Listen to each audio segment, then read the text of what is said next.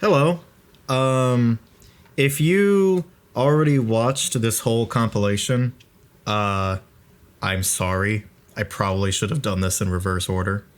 But here is a creator commentary of every intro, all the intros of the greatest Kingdom Hearts 2 Let's Play of all time. Uh, it's been a pretty long time I've known I've wanted to do this. If James and Carter have things to say, I've asked them to do so, and I'll put it in the video. We'll just see what happens. Yeah, I guess to start out with, the purpose behind the name of the LP. This was stated in the finale, but the purpose behind why I think it's the greatest Kingdom Hearts 2 Let's Play of all time is because it's that for me. If I saw this out in the wild, just as a normal person who didn't make it, I would still think that that's what it is, because it's a edited Let's Play with jokes and skits even, right? Which is well beyond what I initially thought it would be. By people who absolutely adore the game, you know? And obviously not every joke lands, not every thought we have is super significant or interesting, but I think the hit and miss ratio is really good. And again, just the fact that we're spending the whole time just glazing the game pretty much, not without care, you know, there are some elements that we don't care for as much, but even then, you know, it's just from people who understand and are coming at it from a newer perspective, in that 3 has come out, Melody of Memory has come out. Obviously, once 4 comes out, this will be dated, but less so than maybe otherwise, because this saga has ended. The Xehanort saga is over, and we get to talk about the game and make skits around it, around perspective, around retrospect, you know, like anytime we incorporate ideas from 3 or Birth by Sleep or something like that, that's not so much us being really smart about it. That's just us picking up what's already been put down and using the context added later on to further saturate the ideas present with more flavor, you know? So let's go ahead and start out here. I think I have at least one interesting thing to say about every intro. We'll see. I remember. So already, I want to say, editing, getting sound quality right. If I don't swap different listening devices like headphones and monitor speaker and stuff, it is very possible for me to mess up the balancing of things. Not as much as like other people might, especially nowadays. I can usually kind of like tell. Sometimes something might still be quiet, but it's always something that has less priority, like music or something like that, during like a podcast or so. But yeah, already this right here, the static sound, a tad too loud. I would take 5 gain away from it, which to me means 1 full chunk, right? I can tell the difference between 1 gain, like +1 or -1. But I generally go in chunks of 5 if I want major differences, you know? I remember my first time experiencing Kingdom Hearts. I was very young, so it's hazy. The VHS filter is also maybe not the best one I could have found, but it's also serviceable enough, you know? I'm not mad at it. My family went out to buy a PlayStation 2 because it had a DVD player. It would make me and my older sibling happy. It's also, you know, like, this intro is maybe not the most indicative as to where these intros or this Let's Play goes. This would have you believing that this is super introspective and like what these games mean to me specifically. And the original idea was it would be things like that, as well as mechanical or story analysis, along with James and Carter doing their own versions, talking about what the game means to them and stuff like that. But it just didn't really work out that way for a few reasons. One, they're just, my schedule is a lot more friendly towards doing stuff like this. than theirs are. But also, talking about like story and mechanics and stuff, I was running out of things to say pretty quickly because I was being so broad with the things I was saying. I was hitting, like, I ran out of things to talk about. Like, that's not what I meant to say. Like, take reaction commands, which I think is the second thing. Already, like, I said enough. Like, to add anything onto that, like, I'm not going to talk about an individual reaction command at the beginning of an episode. That's silly. It's okay if you want to make like a ranking video of all those. Like, that's cool. That'd be really cool. But like me personally, I wouldn't be interested in doing that. So ran out of topics pretty fast. I believe the 2 games we bought with it were SpongeBob SquarePants, Revenge of the Very Flying true Dutchman, statement here. and of course, Kingdom Hearts. Let me tell y'all, Revenge of the Flying Dutchman, when you're a little kid, you'll take pretty much anything so long as there's something to latch onto. And the vibe of that game, God, you know, Revenge of the Flying Dutchman really has an almost creepy vibe to it. Because everything is just off. It's uncanny, right? So I think that really gave me a love for slightly off-putting games, you know? Or just media in general. I think a lot of my love for that really came from it.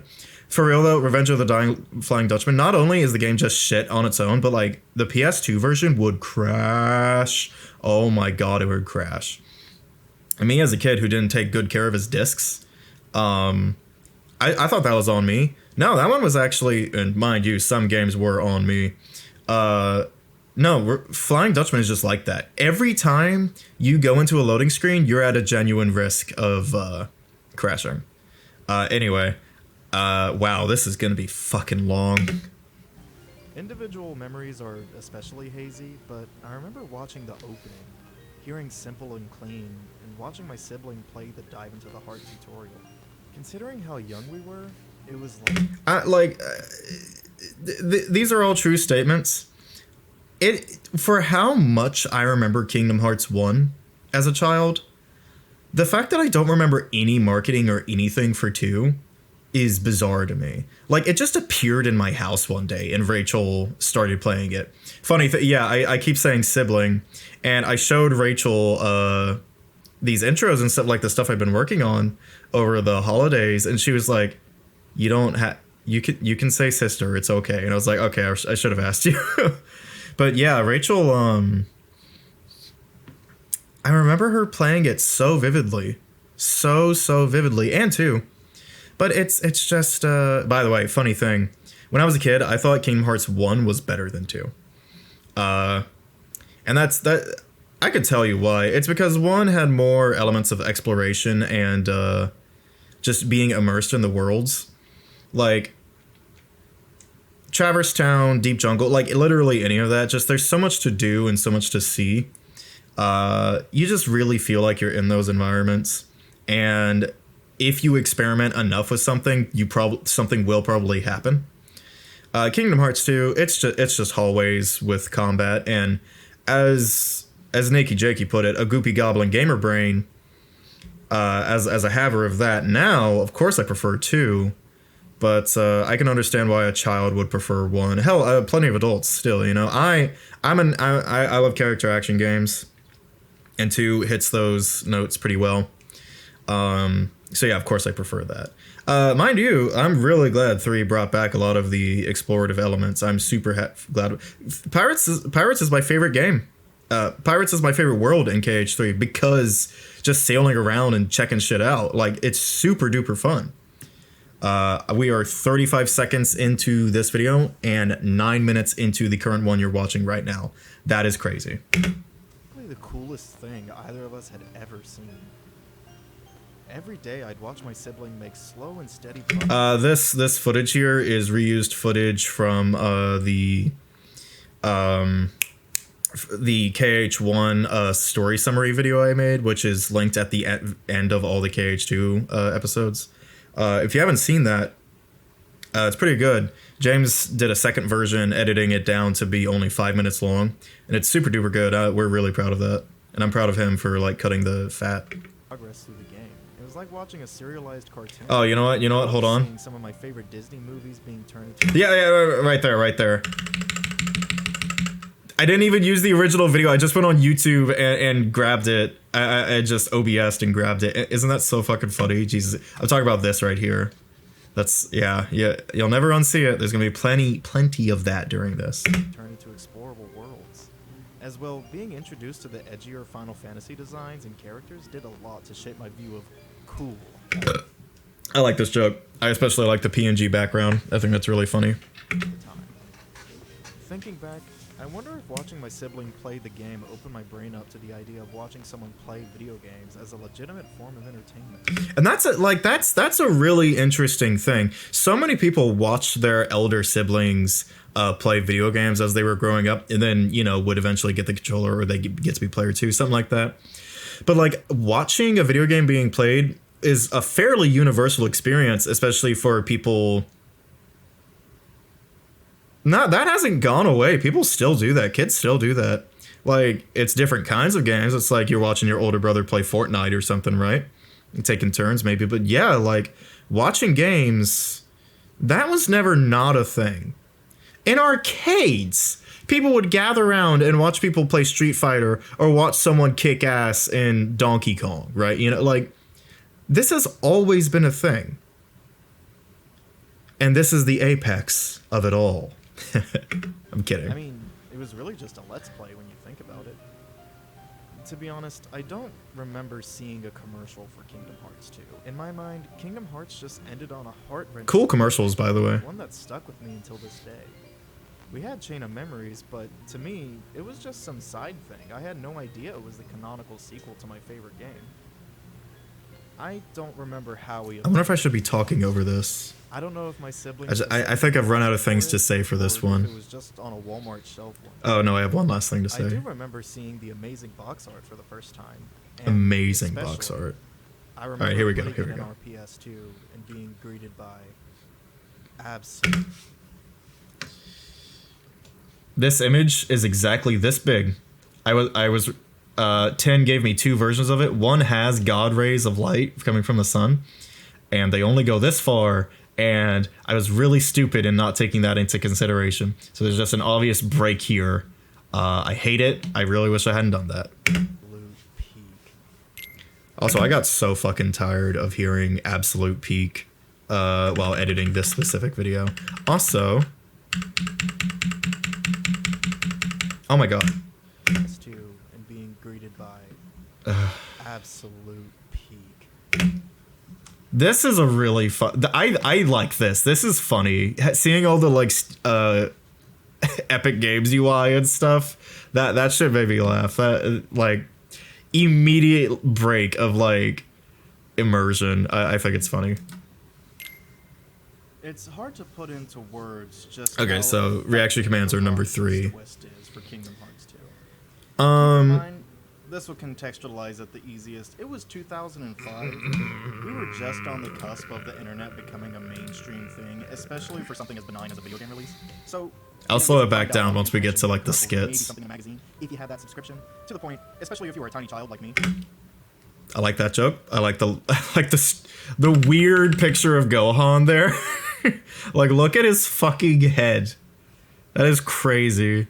That is exactly what I looked like as a child.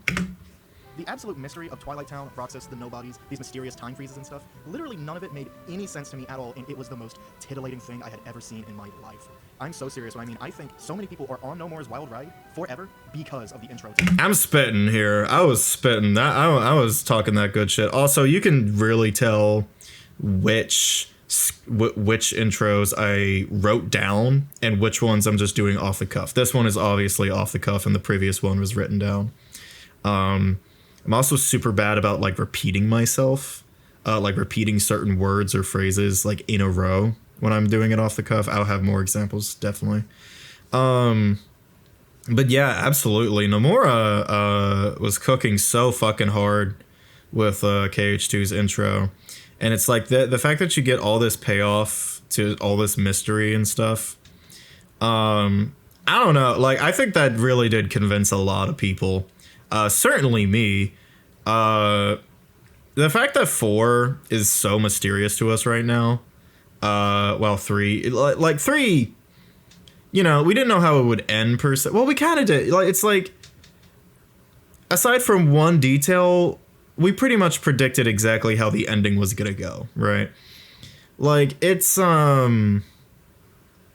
wasn't the Revelations game, it was the resolution game, you know? Like, let's get all our friends back and then beat the bad guys. And that's all it was, and it's all it had to be. But now 4 is like, who the fuck knows what's gonna happen? And that's so exciting. That's so exciting. Kingdom Hearts 2. It is tragic, beautiful, haunting, and that feeling of genuine mystery that comes with the first time playing is just something that can't be replicated. Maybe it can't be replicated at all. I actually think this was written down now that I'm listening to it. There's just certain, like, poetic word use here that I don't think I came up with that on the spot. I mean, if you got into Kingdom Hearts for the first time, you'd have to stay literally completely. Yeah, I wrote this down. I remember now. Internet, in media, in anything, talking about this game. And it's a true point. It's probably more possible than I'm trying to let on here, but you've seen Roxas's character design at the very least, or you've heard people saying, "Oh, KH2's intro is super fucking slow." It is, you know, like, it's so likely that that's happened. Even so, it's probably still pretty possible to go in as blind as you want to be. And I hope most people, when getting into Kingdom Hearts, do that. I also hope they skip Chain of Memories and just watch a cutscene compilation. Because of that, I'm really glad I experienced this when I did. And or just power through it. But absolute peak. To elaborate on what was said in the last video, I really do think reaction commands are just QTEs, but better in every way. There's a few things that contextualize them to be this way, in my mind at least. But one of them being, they're always a triangle button, which makes them feel more like an actual game mechanic rather than just a gimmick. As well, with an extremely small amount of exceptions, it's always best to... I really don't think them all being on the triangle button is really that important. It helps you not panic, because you don't have to think. It's just like, oh, I see the green flash, I press triangle. As soon as you see it, which helps build a consistency within the player. And my favorite part about them is they're always within a fight. This is the only point that actually matters. The problem with QTEs is when they remove you from the game, and reaction commands in KH2 really don't do that for the most part. Even these, like, extended sequences, I don't know, they just don't feel as bad as, like, a Sony AAA QTE or something, you know? Like, I don't hate them that much, especially when they're in something that I wouldn't consider to be, like, an action game, really. Like, I'll say, like, I don't like the ones in Bayonetta 1, where not only can they kill you, but, like, some of them you have to mash absurdly fast to get the, like, the good ending of them. And I'm not huge on QTEs, no doubt. You're never watching a cutscene and then suddenly you need to press the triangle button. No, you're already locked in and playing the game. This is just another part of the fight. I know these sound like really simple things, but honestly, most games still get them really wrong nowadays. It's just the fact that, like, most of the reaction commands stem from a move an enemy can do, right? Like, reversal comes from a move in it. A duel with a samurai is when they take that stance, you know? It's not forced, it's not anything. It's just, you can literally react to them doing that. It just feels, it really truly feels like it's a part of the moveset rather than something added on. And, you know, that holds true for, like, all Kingdom Hearts games. Everything you do in each one of these games really feels like part of your moveset, even if it is circumstantial. There's very few other games that I think do QTEs well. One of them being Wonderful 101, because they're always contextualized within. Spittin'. Bayonetta 1 sucks with them, but Wonderful 101 is, like, the mechanic with that game is you're drawing shapes to do different team up, like, you play as 100 characters and they morph together, not morph, but they assemble together to make, like, fists and swords and guns and whips and all that, right? And it's like you draw a circle for fist or a straight line for a sword. That was drawing. It was a Wii U exclusive originally, and that console you had a tablet as a controller with buttons on the side, so you could physically draw them, right? But you could also just use the right analog stick, and that's more, I don't know about effective, but it's effective enough and a lot less intrusive to where that's just, the game got ported to other consoles just fine, right? And the QTEs in this game, most of them are, like, draw a circle right now to form the fist and grab something. If not that, then it's literally the jump button makes you jump. There's a few mashy ones, but they're so hype that I don't mind. Like, this game feels like fucking Gurren Lagann. I highly, highly recommend this game. And I do think it's the best Platinum game. The only one in contention for me is this is the best one. This is the best one. Some would say Astral Chain, and I say that's nice for you, but too much of that game is cop simulator with no combat. And when I am in combat, I'm in the ugly frame rate dimension. I'm good. Wonderful 101's the best one. The mechanics of the game itself. So yeah, I do love Bayonetta 1 though. I want to make that clear. Commands, they are absolute peak. You know, it's surprising just how little footage there actually is of Roxas, at least in Japan. Damn straight. Jesus Christ. I felt so stupid when I was making the Roxas AMV. Check that out. Roxas Fight Fire with Gasoline. I forgot about the Riku fight he does. And son of a bitch, that would have filled the bad footage so much better. That would have filled the bad footage so much better. I feel so stupid for that. Dude, I mean, when trying to make that AMV, I really was scrounging to get good footage of him, but it makes me realize... Didn't have to scrounge as much as you think, Ransom. All that time I spent getting to know Roxas. Elder sibling, Rachel. It's Rachel. But growing to love them all the same. It's weird knowing just how little there is. I mean, Speaking of Rachel. It felt like they were taking forever to actually go up, but now I just appreciate... That's also true. Like, I was a child. I don't know how old I was. I don't know if we got the game on release or not, but the beginning of the game felt like it was 10 hours long, genuinely. And I think it actually took us multiple days to get through. That could be misremembrance. I don't know about that, but but yeah, super fucking... I don't know. I was immersed. I seem to remember Rachel not liking it, but she appreciates it now. Yeah, I wonder how much of that was just the fact that I was a child and I absorbed things more and time went slower, or it was because it was a first time experience. I do wonder about that. Now I know it is almost specifically 3 hours long. The little time we did get. One without cutscenes, if you're skipping them. It's really, really cool imagery that came with it. 0 if you mod the game. Thank you, Refined. Don't get me wrong, I love the rest of the game, but it almost feels sad how little time we get with Roxas. But it is sad. It is you know what I'm sad. about to say. If only there was a Roxas game that wasn't trapped on the DS. So I always think that the goofy Sora one in Hollow Bastion talking about the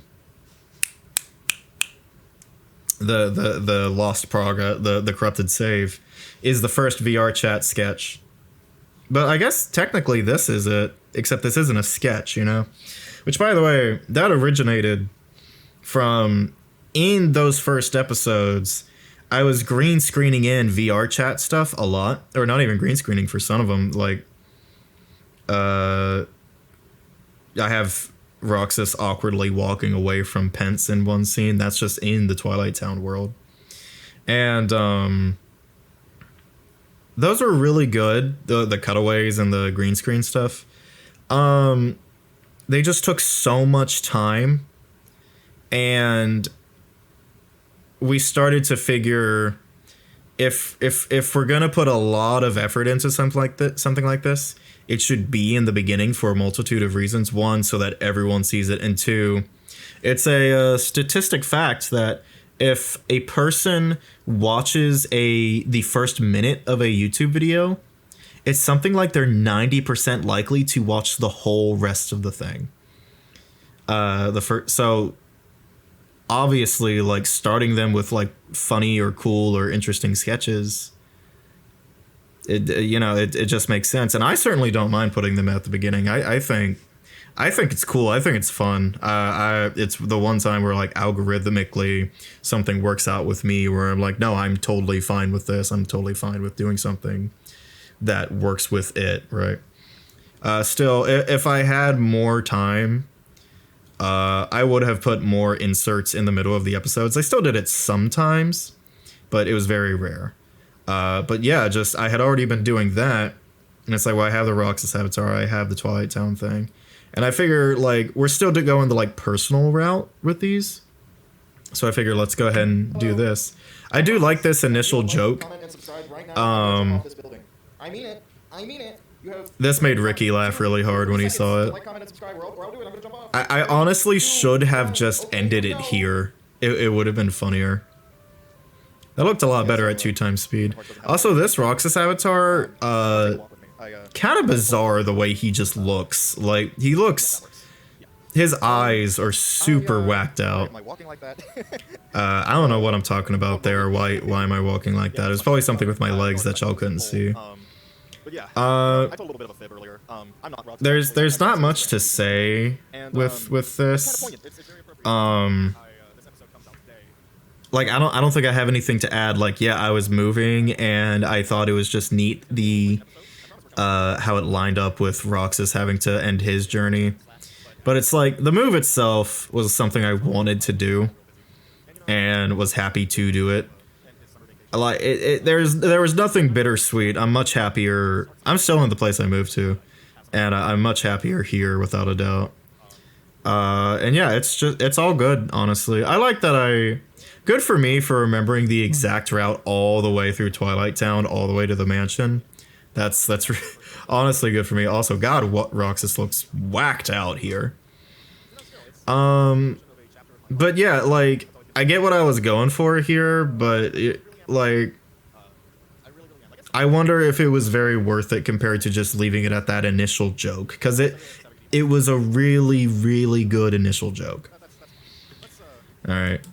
Let's embrace this newness together. Right? Shall we? Oh. Roxas's final chapter, especially with... All right, I'm slowing this down. I cannot believe how much I cooked here. What the fuck is... I can't read. This shit... I wrote this at like midnight. I just felt inspired. And I was so proud of myself. Text is heartbreaking. This kid was born into abuse, into slavery. Literally, like, the themes of Kingdom Hearts laying out before you, you know, it's insane. I cannot believe, like, connecting Roxas and Sora to the rest of the games and, like, what this series is about, I fucking killed it, dude. I genuinely believe every word I'm saying here. And despair is proof of the strength of his heart. I mean, surely, this is the character who should lead the way, right? This is the character who struggled and fought through absolute hell for the sake of his friends. Like, the scenes I'm using here, like, fuck. All the footage is lining up perfectly. Look at that! And then to the KH3 intro, where he makes good on the things I'm saying he's gonna do, like what he's meant to do. Sora goes through a lot of trouble too. Maybe not as much as Roxas, but Sora is a poor boy. He does go through a lot, but I know it's a bitter pill to swallow. He's never broken per se. It's all worth it, that it means something, but no. Just like literally, I would actually change nothing about this intro, like actually nothing. All of these characters would have literally, like, shown love and compassion. God passed through my fingertips onto my fucking keyboard and mouse editing this shit. Literally would not change a thing. I'm so proud of this. Love and sensitivity.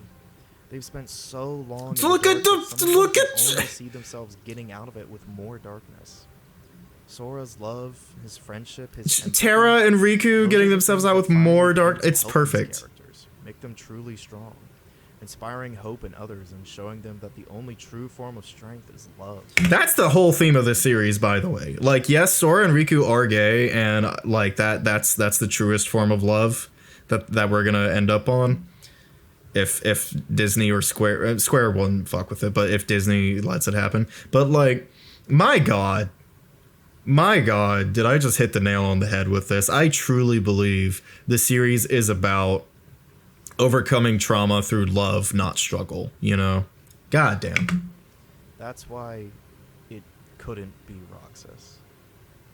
I don't think Roxas would have made the same decision that Sora did at the end of Chain of Memories. And this is such an interesting example to use. But it really makes sense. Like, give up all your memories. He's a nobody. His heart is made of memories. That's all he has. Roxas threw it all away. for Shion, the girl made of memories. Like, I think I was right here. I don't think Roxas would have had the strength to do what he did, what Sora did here. Like, it's such an interesting question. And I love Roxas. He's my favorite character. Top 2. Nowadays, I don't know if it's him or Riku, but like, jeez, man. Jeez. Of all the writings I have here, this is the best one I got. This is the best one. I mean that. I think most people would agree with that too. I just fucking cooked. And in order to live a real life. And using Vector to the Heavens as the song, God. I can't believe. Oh yeah, you can see at the bottom right. I'm just OBSing over a YouTube video. Desperately. Sora shows so much inner strength throughout this series, and it doesn't go appreciated enough. I do think I'm undercutting my point when. Shows so much inner strength throughout without hesitation.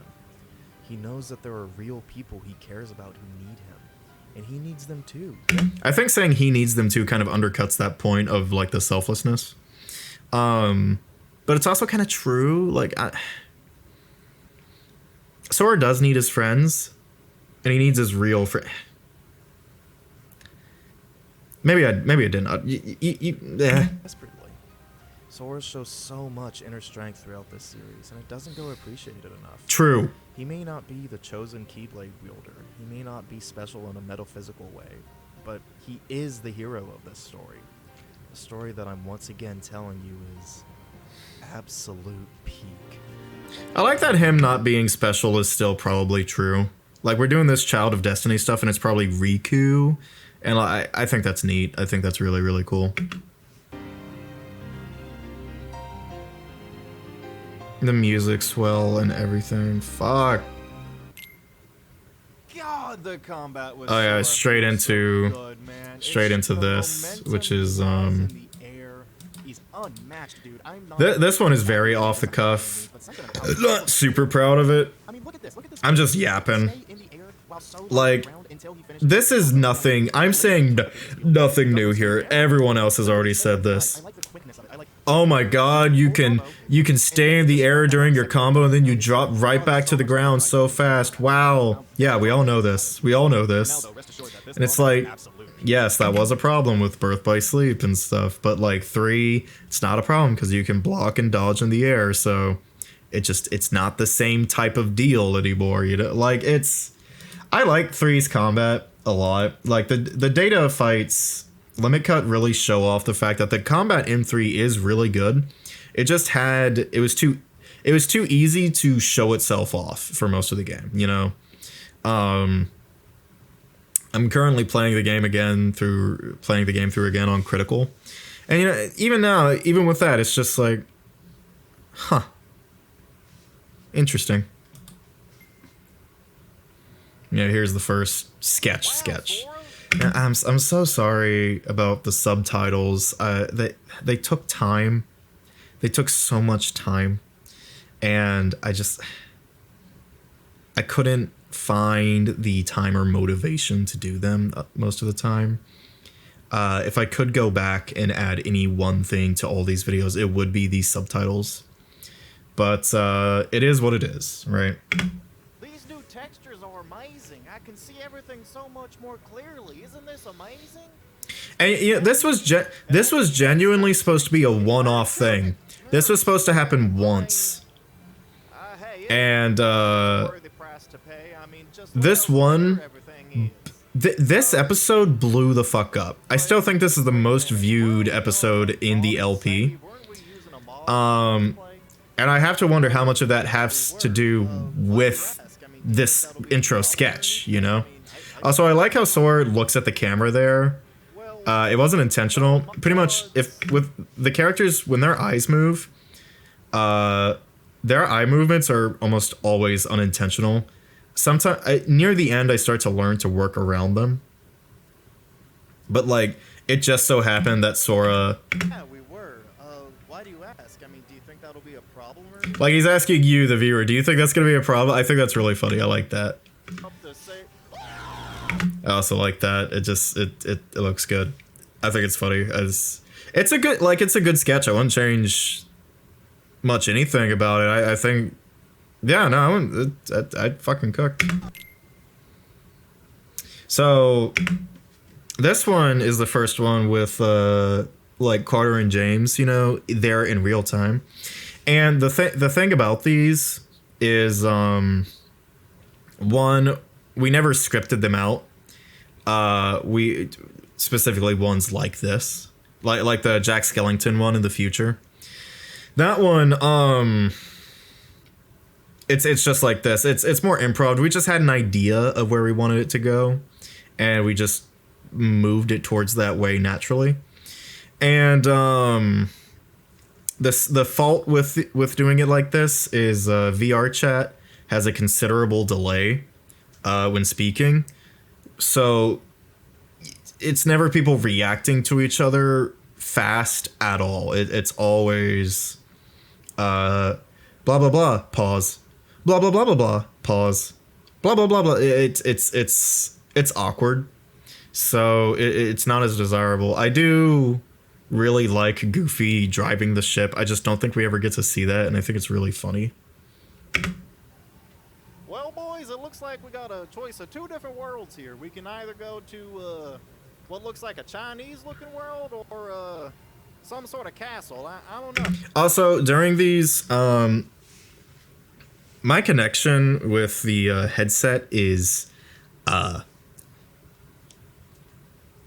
not sturdy. So whenever you hear my voice freak out like that and warble really hard, it's because there's like a connection being lost there or something, and that gets recorded because it's I'm recording to OBS directly from the Oculus mic. Sorry, I know I fucking hate Meta too. But like I already have it, you know. It's no point in not using it. Sorry. But that's what's happening there, and it will happen again a lot. Oh, what sounds better to you? What sounds better to you, boys? It's like I'm the only one in a headset, so them very stiffly, awkwardly moving around while I'm like moving my arms around and shit.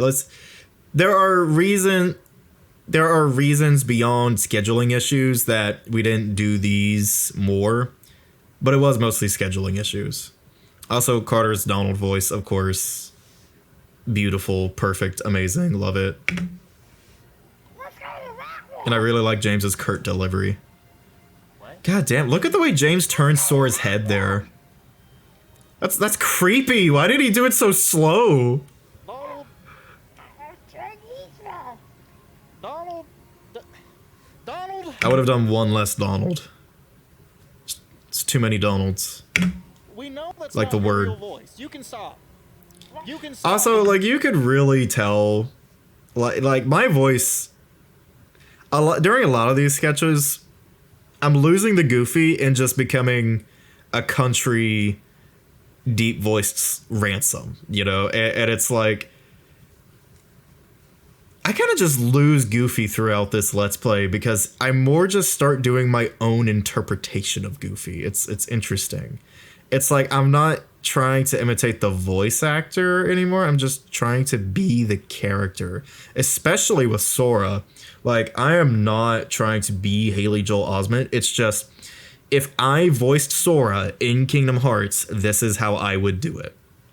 And at the end of the day, that's how you should do it, right? Like, we're not here to imitate. We're here to, like, make things with these characters.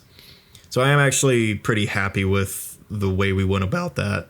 Except for Carter, I'm super duper glad he could do a real Donald voice. No, we know you're faking it. I don't know why you do it, but you can stop it. No, we know you don't actually talk like that. We've heard you on the phone with Daisy. Like, that sounds almost nothing like Goofy, you know? Like, it's convincing enough for the character, but if you compare it to a real Goofy voice, it's not. I do like saying Garsh like that. It's really funny, James. You can let the bit die. I know I laughed a little bit a few times, but now it's just awkward. We can't understand you, Donald. We can't understand you.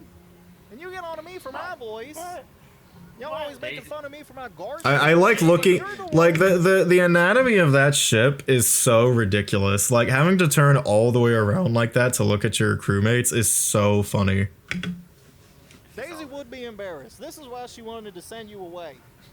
Daisy would be embarrassed. Like, it's just not goofy at all. It's so fucking funny. I miss my son, and you're holding us up. Trying to force You're holding us up with all your nonsense. We have been trying to figure out like what to do with Max Goof, and it's just, you just can't do anything with him in Kingdom Hearts. It's too late. It's too late. I'm sick of it. I'm sick of it. Can you talk like? This also kind of runs on, you know. My friends are missing, Donald. I know you guys know that I'm really, really self-conscious about my voice. I like my movement there. That's the main joke of it, of course, is Donald is faking his voice, and this is what he actually sounds like. That's the main conception behind the joke.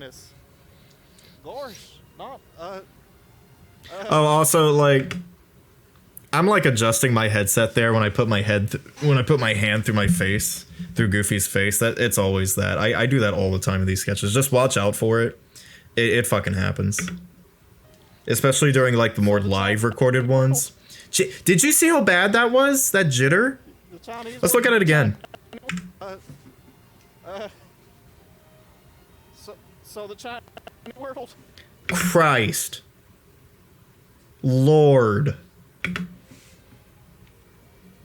Chinese world. And I can tell when it happens in the moment too, because like the whole world starts lagging around me. So I'm just like, I bet you they heard none of that, so I just repeated myself. You want to do that one, buddy? Sure. Just I think I need to be alone for a minute. Just. Donald. He just crouches behind the chair. You can see his bill and his shoulder here still. Check on him. Okay, you go. And also like getting out of seats and stuff looks so awkward, even if you're in VR. Yeah, they go straight to Donald. Oh yeah, so this is in the middle of an episode. So green screened in, of course. This Gogeta, you might have noticed he wasn't credited in the credits. That's because I couldn't find him. Most likely because he got deleted off of VR chat, because Dragon Ball avatars can do crazy shit. So when people go into public lobbies and like make the whole server lag or like flashbang people, it eventually gets banned from the game. So I'm not surprised this Gogeta's gone. It's a shame. I mean, you can find a Gogeta again of like equal or greater quality. Like they will always exist. But this is green screened. I jumped in real life to get this effect of him landing. I think it looks good. I think I did really good on that. This is Gogeta's theme from Dragon Ball FighterZ, of course. And this is no longer green screen. This is this is in the Land of Dragons VR chat world. And the voices, they're both me. I'm just doing a Goku impression and a Vegeta impression. The Goku's more just a higher pitched me. Vegeta's I'm like actually trying. I am Gogeta! You know. And I don't fuck with that transphobic shit on Pride Month. Every voice you create has an echo. Your own bad energy will be your own doing. Again, the eyes are just going nuts. Every force you create has an echo. Your own bad energy will be your undoing. That's taken straight from Fusion Reborn, which is mid as fuck. So, very funny joke here. Ricky laughed really hard the first time he saw this. Few things. One, Goofy's clearly green screened in, and for a few reasons. One, he's like in front of the explosion, and also the green is taking away the color of his jacket and shirt. They ungreened my Goofy. That's why it's gray. And yeah, that's not the only time that's gonna happen actually, because I kept fucking forgetting. But yeah, very funny joke. This is just the actual Goofy scream happening here, by the way. Has an echo. Your own bad energy will be your own doing. Good joke. Good joke. I'm a fan. Alright, y'all, you're not getting a skit every time. Talking about the fucking gummy ship. Jeez. I mean, I had to at some point, but like, who gives a shit? Who gives a shit? Like, yeah, it's the best version of the gummy ship in the series. Dropping and Dream Drop is better than this. And Birth by Sleep just doesn't even attempt to do a world transition minigame. Which makes Birth by Sleep actually the best in that regard. So, there you go, Birth by Sleep, you're the best at something. I have nothing to say about this one. It's the fucking gummy ship. This too, just talking about how cool limits are. I could have gone more in depth. They're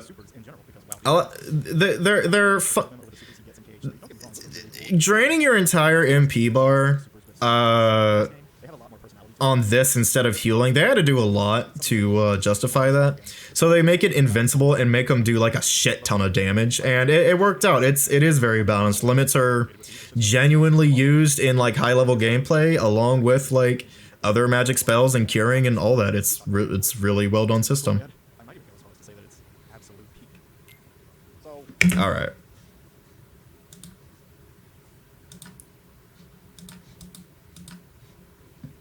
This is the last time there's subtitles for like forever.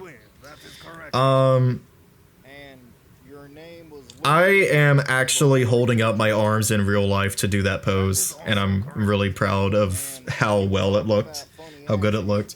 I like this joke a lot, pointing out that everyone else has accents and shit, but Belle and Beast don't. Also, I used the wrong hand here, so I flashbang the camera. Like it's just all fire in the camera, you can't even see his face. And then the slow bend down. Really funny. I also like the moment taken here by Goofy. Thinking about it and then he does it. Like, just registering like, no, I'm offended by that, and then just bending down and extinguishing him, just seeing what's gonna happen. I'm a fan. I'm a fan of that joke. Can we take a moment to appreciate that this game came out on the PS2? No, we can't take a moment to appreciate that. Yes, the game is very impressive for the time. It was a fucking AAA game at the time. Like, let's not act like this wasn't super high budget. This was one of the more expensive games that came out in that generation. Oh my god, this one. Good lord. Good lord. So this Hercules model, I think it's from KH3, but it looks fucking weird in most lighting. You can't even like tell where his nose is and stuff. This cut. Okay, I'm gonna stop you there, Herc, because that shit kills me. That is so funny. The way he's looking at him and like the eyes. He looks so flabbergasted and annoyed. That oh my god, that shit makes me laugh. You keep saying God and like. Oh, we do have subtitles here. God, I really fell off. And I've only ever known there to be one God. So first of all, that's my family. I'll wait till the end to talk about it. And second, also look at his fingers. that's my family you're talking about. So watch your mouth. I like that. It looks good. I just think that looked good. That sounds preposterous. Who would one God? I thought of this in the shower. Only God even be. Well. Okay, genuinely, like, this could be like a riskier joke, like offending someone or something, or just getting like super religious people arguing in the comments. And when this was uploaded as a short, there were a few comments that were like, "Oh, Jesus is the only God." It's like, okay, that is not the point of this. Just stating that Walt Disney is the god of the Disney characters. That's funny. That I showed this to like everyone. I was so proud of this. Like I showed this to like older people, you know, and they all laughed. They all were like, "That's a really funny joke. That is a really funny joke." It's fucking Walt Disney. Like it's good. It's like it's like, oh, where's this going? What is he talking about? Jesus? Is he talking about like the Christian or the Jewish God or something? No, it's Walt Disney, because that makes sense, of course. That's good. It's good. I'm very proud of this one. This is my least favorite one. This is my least favorite one. I should have done more with this. This slow motion shit and the breathing into the mic. It's like, I want to show this to my family members, this whole compilation, and I don't because of this specific one. I just think it's so dumb and so cringe. I don't like that one. This thumbnail, This thumbnail is the exact same thumbnail as the like other Olympus one, but it's it just has the Hydra in it. I think that's funny. It worked. Like, I think it's a good thumbnail. It's one of many, but this scene of Hercules. Yeah, you know, this is actually a good thing to talk about. I'm glad I touched on this. Is like, KH3 doesn't do this nearly as much. Like, coming back and saying hi to all your friends from the first game, like so many Disney worlds come back. It's super fun. It's like, yo, it's my man, it's Hercules, it's Aladdin, what is up, dude? And they're all so happy to see Sora Donald. It's just, it's cheerful, it's happy. It's sick, I love it. This Carter and I had so much fun with this. I didn't include the blooper in this. I might do a bloopers video, but like we had so much fun filming this one. Just we loved this idea, and I love doing the first person view from Sora. It's so rare that we do that, and it's one of the only times Carter actually put on his headset for one of these. But like, God, doing the subtitles for Tarzan, and, like him knowing the secrets of the future entries and stuff, like shit we don't even know now. Oh my God. You know, him saying deep state, that makes sense why he shows up at Tron later. I didn't even think of that. That makes it make so much more sense. Like he's already connected to that like conspiracy theory shit. Wow, I wonder if Carter had that in mind when he suggested that. I'd say this is also joking on how Tarzan got erased from the series because Disney lost the rights from Edgar Rice Burroughs. Burrow or Burroughs? I don't know if there's an S at the end. And I think it's a multifaceted joke that literally none of it is easy to understand without context. So hard to show a stranger, but very funny for multiple reasons to anyone who knows. I'm glad I did these black and white thumbnails. I think they're cool. You know, this game is kind of like the opposite of Blue Balls. Okay. Everything you probably That's a way to start a sentence. Who the fuck starts a conversation like that? You know. It is true though, like very little wasted potential in this game, like especially with Final Mix. Like the only thing you could say beforehand was like, oh, I wish I could have fought Roxas. That was weird I couldn't fight Roxas, but you know, now you can. And it's like what do you come away from 2 with going like, oh, I wish they had done this? Like nothing. You're so satisfied by the end of this game. Oh my God. Just the PNG of Jiminy.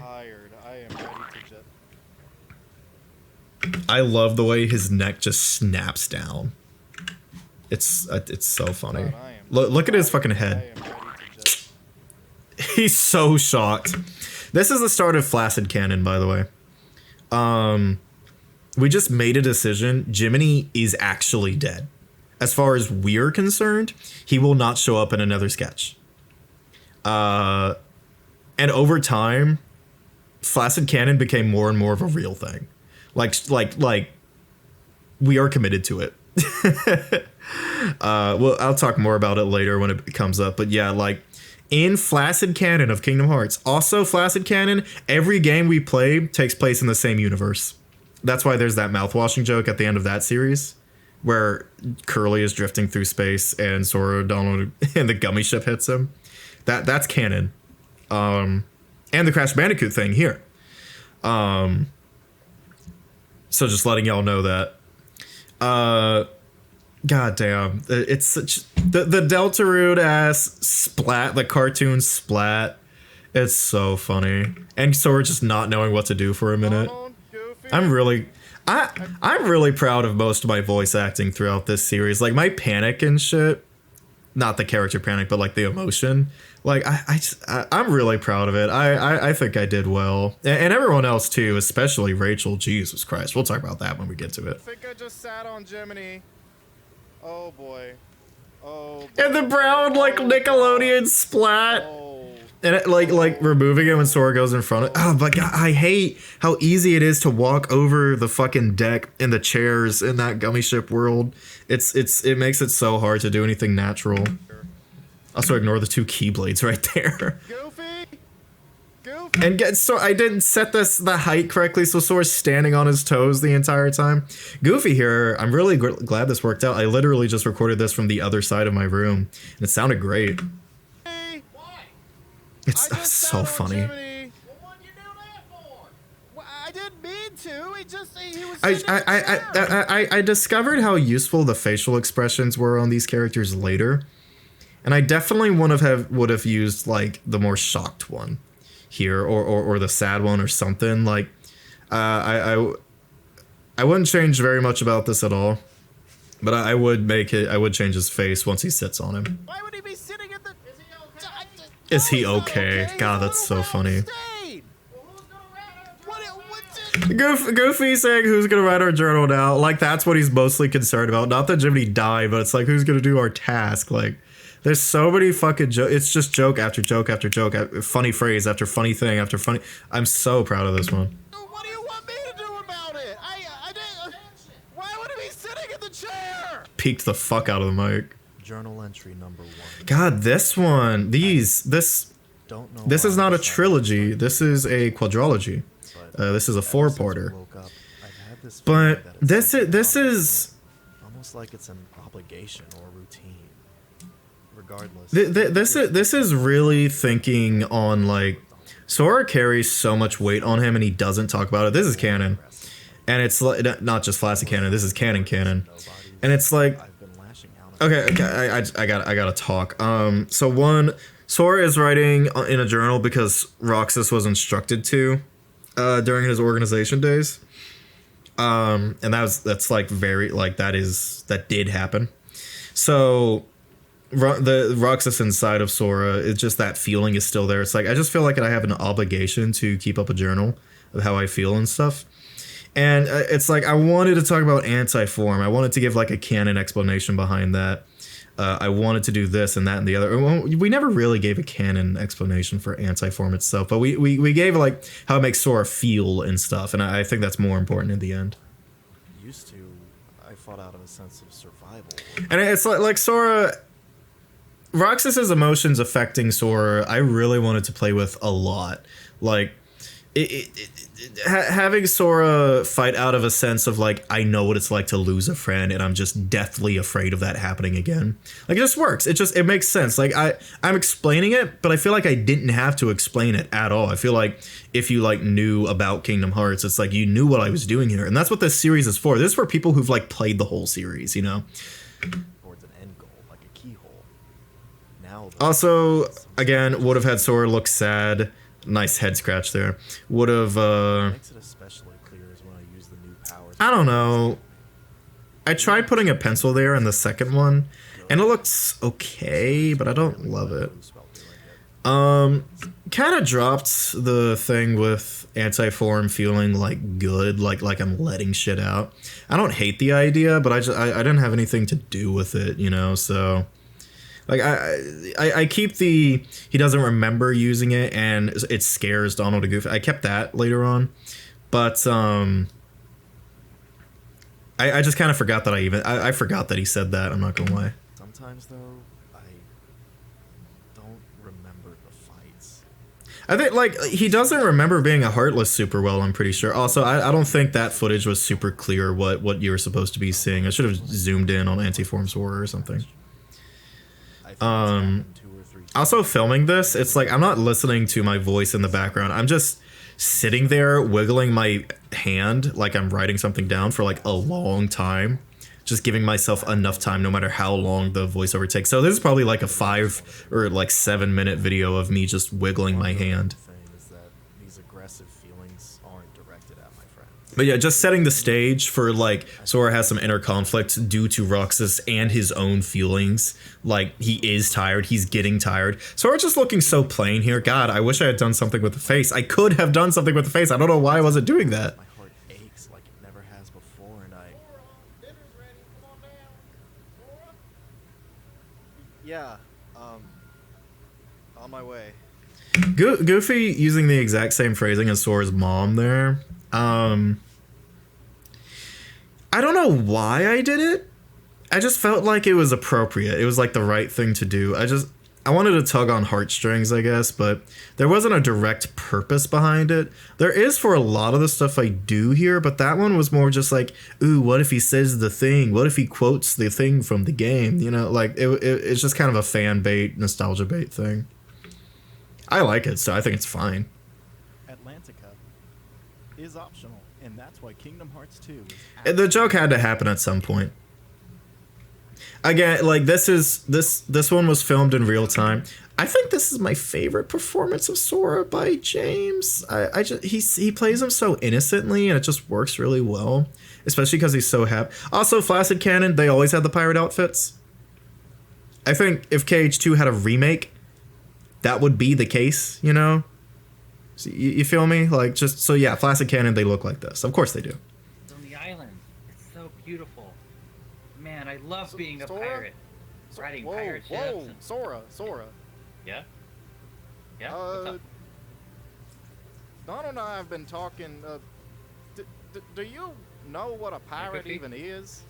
Like, we thought this joke was really funny. Sometimes you don't think a joke is funny when conceptualizing, but when filming it, you're like, okay, this is great. Or when editing it, this is great.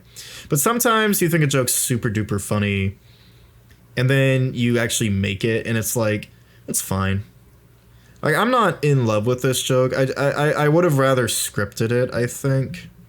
Again, just playing off each other. We're really good at improving and playing off of each other, but VR chat's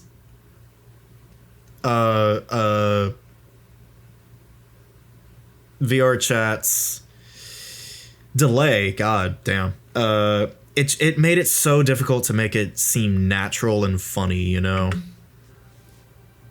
What a pirate? Like, that pause right there, what was that? Like, that was there because James... It took that long for him to even, like, register what I said. It's not his fault, it's the fucking game. Of course I do. They're like swashbucklers, right? They get these cool swords and pirate hats and eye patches, and they go on adventures, finding treasure and fighting bad guys. And Well, they do other things than that. In fact, I don't know how much fighting bad guys they do. I mean, you come from an aquatic world, and I mean, you met Captain Hook and his whole crew. I mean, that doesn't. Those aren't any red flags for you. Well, of course not. That guy was a bad pirate. You know, we defeated him. James was on it with the jokes. He was on it. Yeah, no, we'd be cool swashbucklers. We'd be finding treasure and gold and going to cool deserted islands. It also took us forever to set this up. I don't remember why, but like, I had been like on this fucking pirate ship for like 30 minutes before we finally started filming it. I don't know why. But that's not zombies. Apparently, that's not what, that happens. That, apparently, I wasn't aware of that one either. He kept saying things to throw me off too. For like not doing good things, Sora. I mean, when we got here, we heard women like screaming and stuff. Why do you? I wish I had said people instead of woman, because it's like you do literally hear women screaming when you go in, and that's all I was thinking of. But it's like, looking back, saying that and being like, what do you think that means? It's like that you can interpret that in a much darker way than I was meaning.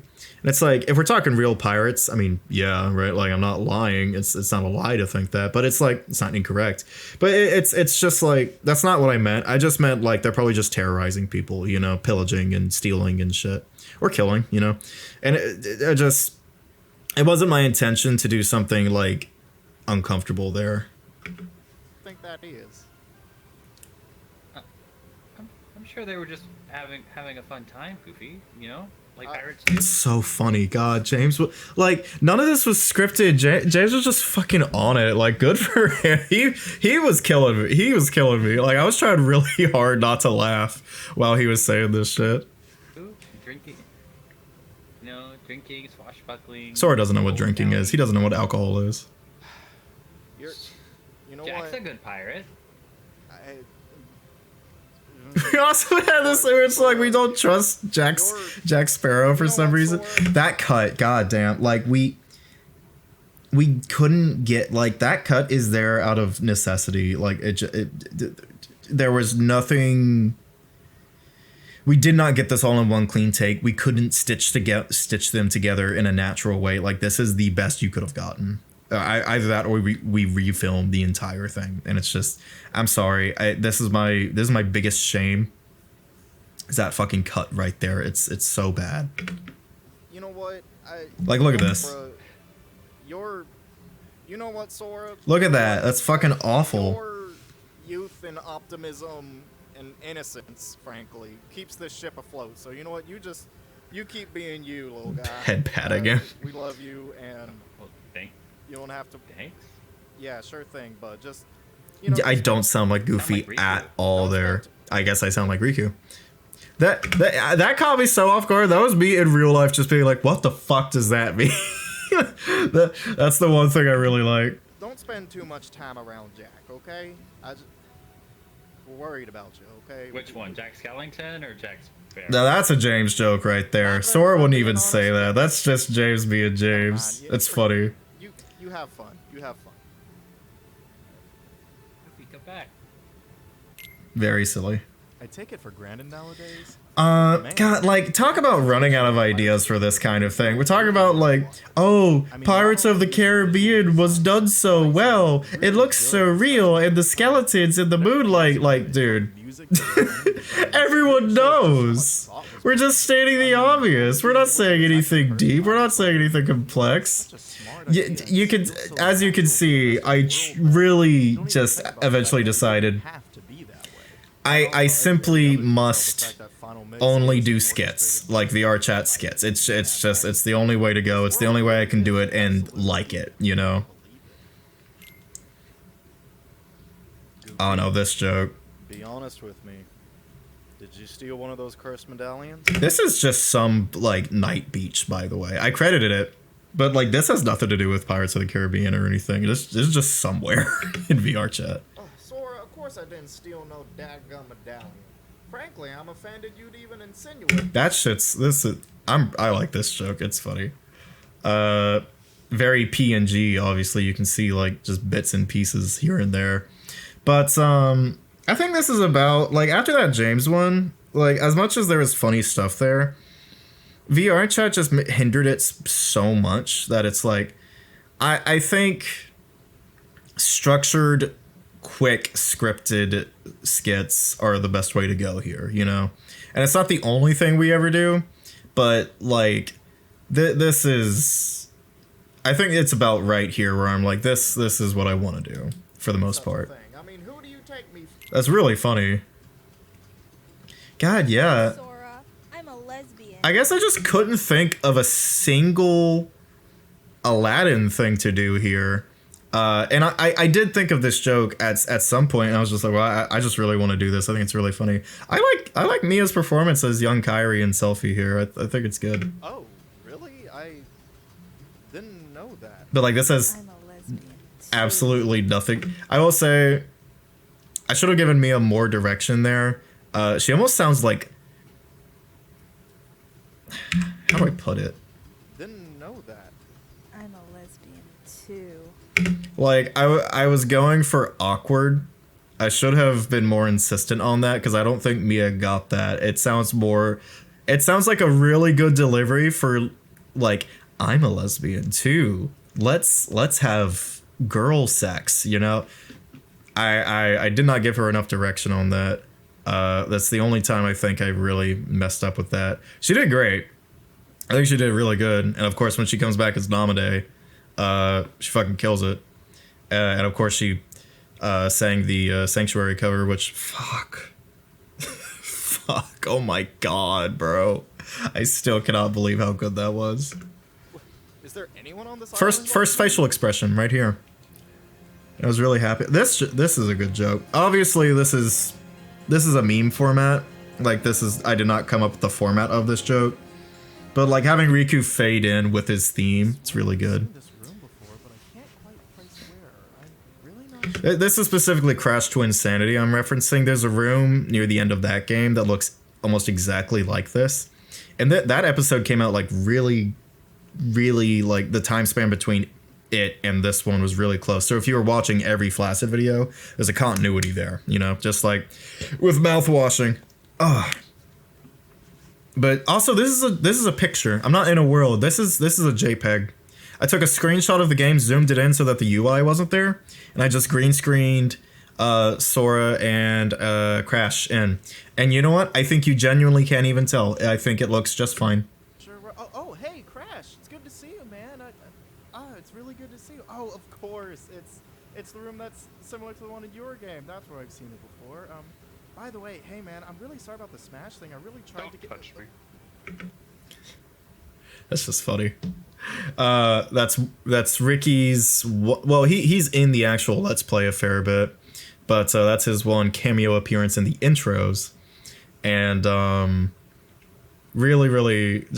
The Smash thing, by the way, specifically Super Smash Brothers, the idea that like Sora got in over Crash Bandicoot, or it's like, I'm sorry you didn't get in and I did.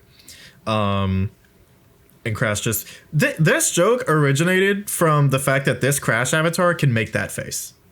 Genuinely, that is all it is. And it just... Crash looking so over it is so funny. Like, it's like, don't touch me. Like, bro's fucking done. Okay. Goodbye. Hey, It's super funny. I love this scene so much. Okay, this deserves to be talked Sora about. represents This is so often in this series. I'm glad I spent more time talking about this scene. I don't think I have much to add, you know? I'm pretty sure I wrote stuff. I'm pretty sure I wrote down this script. And yeah, like I don't think I have too much to add. I'm really happy with it. I just like moments of weakness and vulnerability from Sora because I do think it is actually canon that he is putting on a front, that he's forcing himself to act happy for his friends, you know? And the like toxic positivity stuff from like Donald and Goofy. All that stuff, like the psychology of Sora. I think BioRoxas is the person with that video. Just look up the psychology of Sora and that'll give it to you. Really good video. You should check that out. It's super duper fucking good. And it'll go into like what I'm talking about in this intro specifically. All right, Jack. What did you want to talk to me All about? right. Thank you for coming, my dear Goof. You see, I think you would be perfect. I just for like our playing Jack mascot horror Skellington. show. I think I do like it's. I don't sound like him at all, but it just I don't know. I feel like it just gives off the right Mascot vibe. horror is the newest fad. It's so popular with the teens. It makes them scream. I don't know. It's fun. Hey, Goofy just being not at all for it. I think it's super fun, and that's really funny. Demonstration for your own I'm really not Halloween interested. screams. That bit right there made Ricky laugh a lot. I showed Ricky a lot of these before they got uploaded. I really... Jesus Christ! It's just good. It's just good. I will say, Foxy, the FNAF character, as you can see, that's a 4x3 video. See how it's getting cut off right here, and like look at that. Look at it getting cut off and stuff. Why didn't I zoom in? Very funny though. Journal entry number 2. All right, number 2. What's okay. Tried doing the pencil. Didn't line it up at all with his hand. Well, I don't know why I didn't try harder on that. So pencil theory. This sketch is based on necklace theory, which is the theory, very believable one. I don't see how it's not this case. Naminé states that she cannot create memories. She just reconstructs ones that are already there. And Sora and Repliku in Chain of Memories are fighting super hard because they remember a night where they protected Kairi from a meteor shower. She was crying, she was scared, and they were like, don't worry, I'll protect you. And they raised a toy sword in the air, and she gave them, individually in their own memories, a good luck charm, right? Naminé cannot just create that. We know Kairi came to the Destiny Islands via a meteor shower. So, that's probably the meteor shower that brought Kairi home. Bro, that memory was between Riku and Sora. Riku protected a scared Sora from a meteor shower. And what if Riku gave Sora his iconic necklace? What if that's the good luck charm? You feel me? That the necklace part is actually the least convincing thing about the theory, but the fact that that event happened between those two is like more than plausible. It's probable, right? It is the most likely thing to have happened. And Nomura is still on some like thank Naminé plotline is not resolved yet.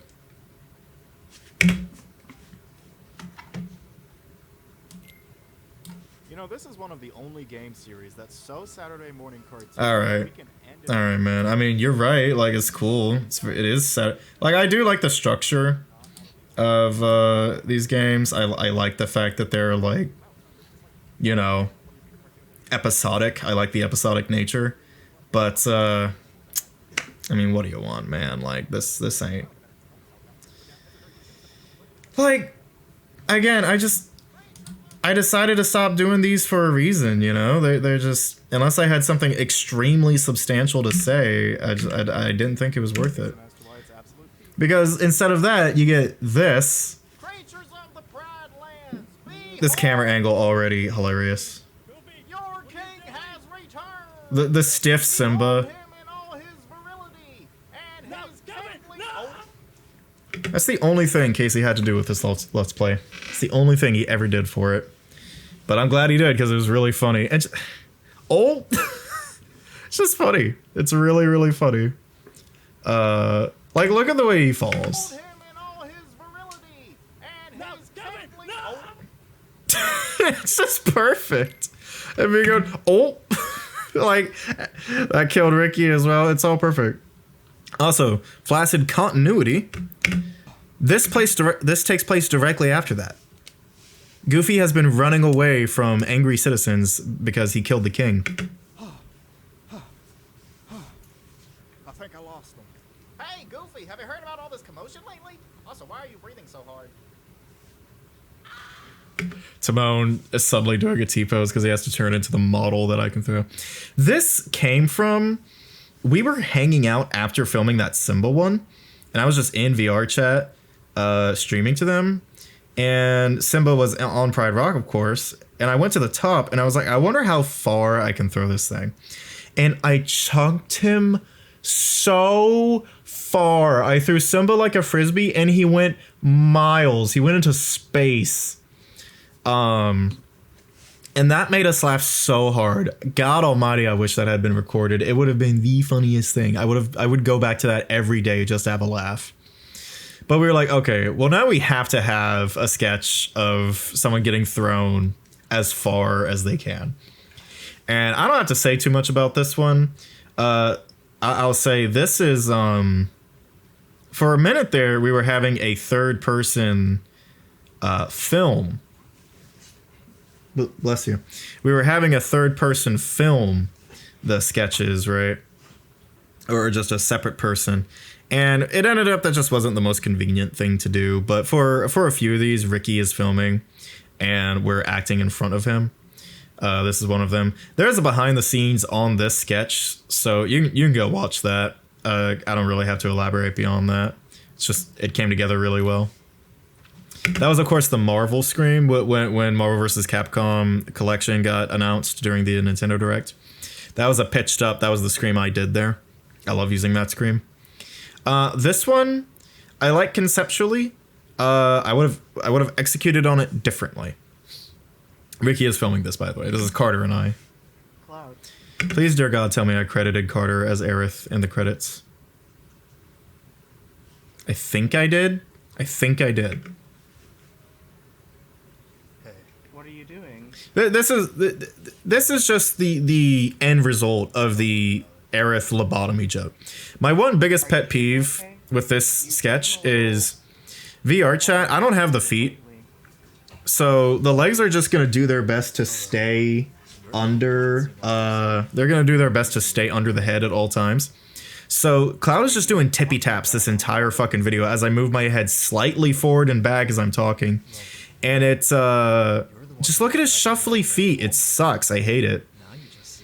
But yeah, just there's almost it's almost creepy how un-Aerith like Aerith is in this game. So we decided to just play into that. I don't think I know about a place like that in all of Ashton. What? Aerith, what are you Aerith transforming into remake Aerith, which is really good. FF7 Remake and Rebirth are just such goated games. Those games are so fucking good with the best characters. See, this is the only time I was actually stepping back, and I was taking slow steps one at a time. You couldn't save me. I'm glad I put all the audio in the right ear there, or like most of it. But Like, if I could have, I would have had Cloud make a different face there. I like how Aerith looks there, but Cloud looks a little not perfect. I don't know. There was more we could have done to make it slightly better, especially having more than just a single static angle there. But just we weren't there yet. We weren't good enough yet for it. Especially, it's like, I would have just given Carter a script, or we would have worked on one together, and I would have had him just record Aerith lines, and then I'd film myself lip syncing those lines, cutting back and forth between Cloud and Aerith. It's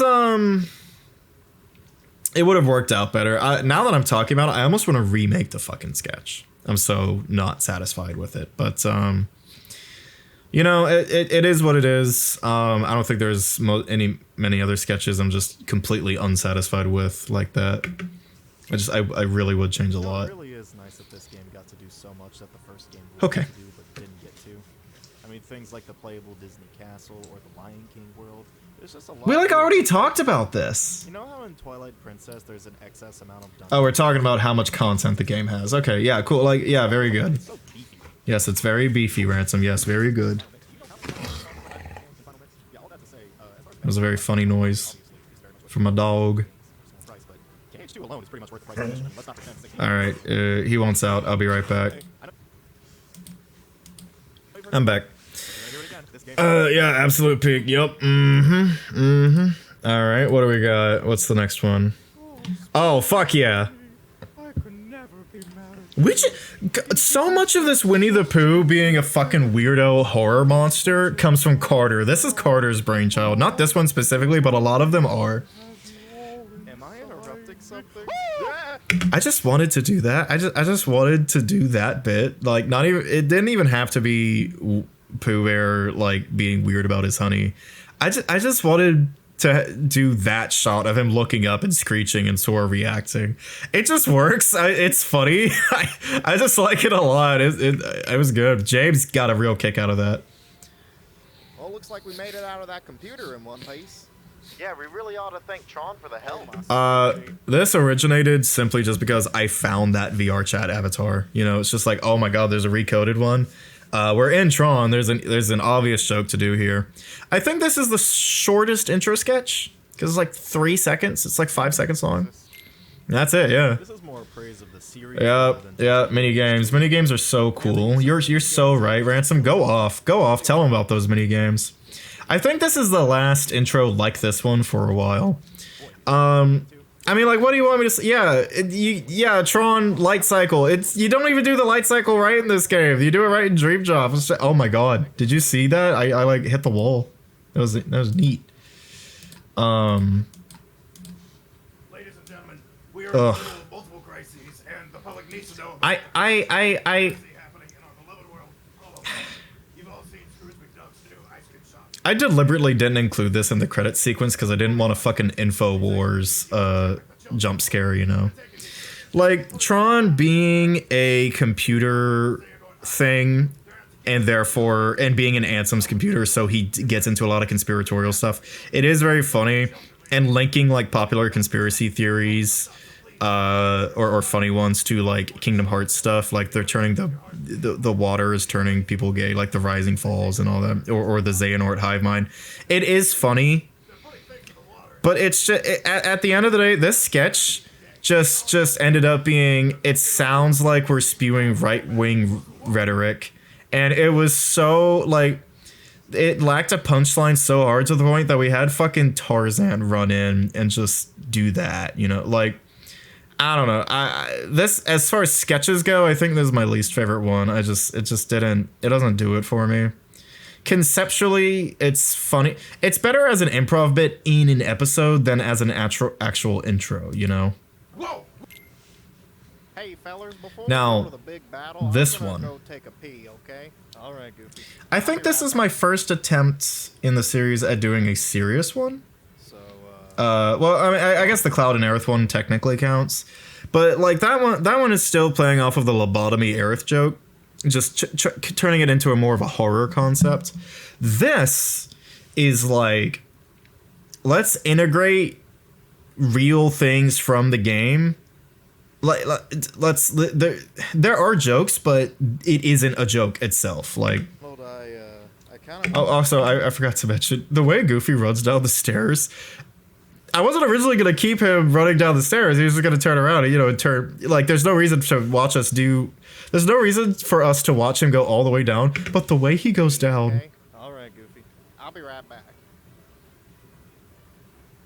It looks so funny. I love it. So I just kept it. I think it's great, and it doesn't hurt. It doesn't hurt the pacing or anything. It's fucking sick. Sora looks annoyed there. That's really good. I kind of wanted to talk about something. Is the intro of my Donald voice, which sounds fucking horrible. Yeah, go ahead and drop the voice.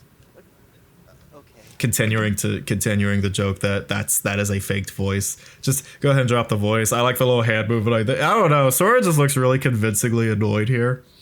And my interpretation of Donald's real voice is like, what if it was Donald's voice, but he wasn't doing the weird shit? So it's kind of just like a high pitched, like squeaky thing. Either way's fine. Neither one's canon. Carter's is canon, if anything. But this conversation here is honestly one I would like to see them have. Like, it's kind of too late for it. But it's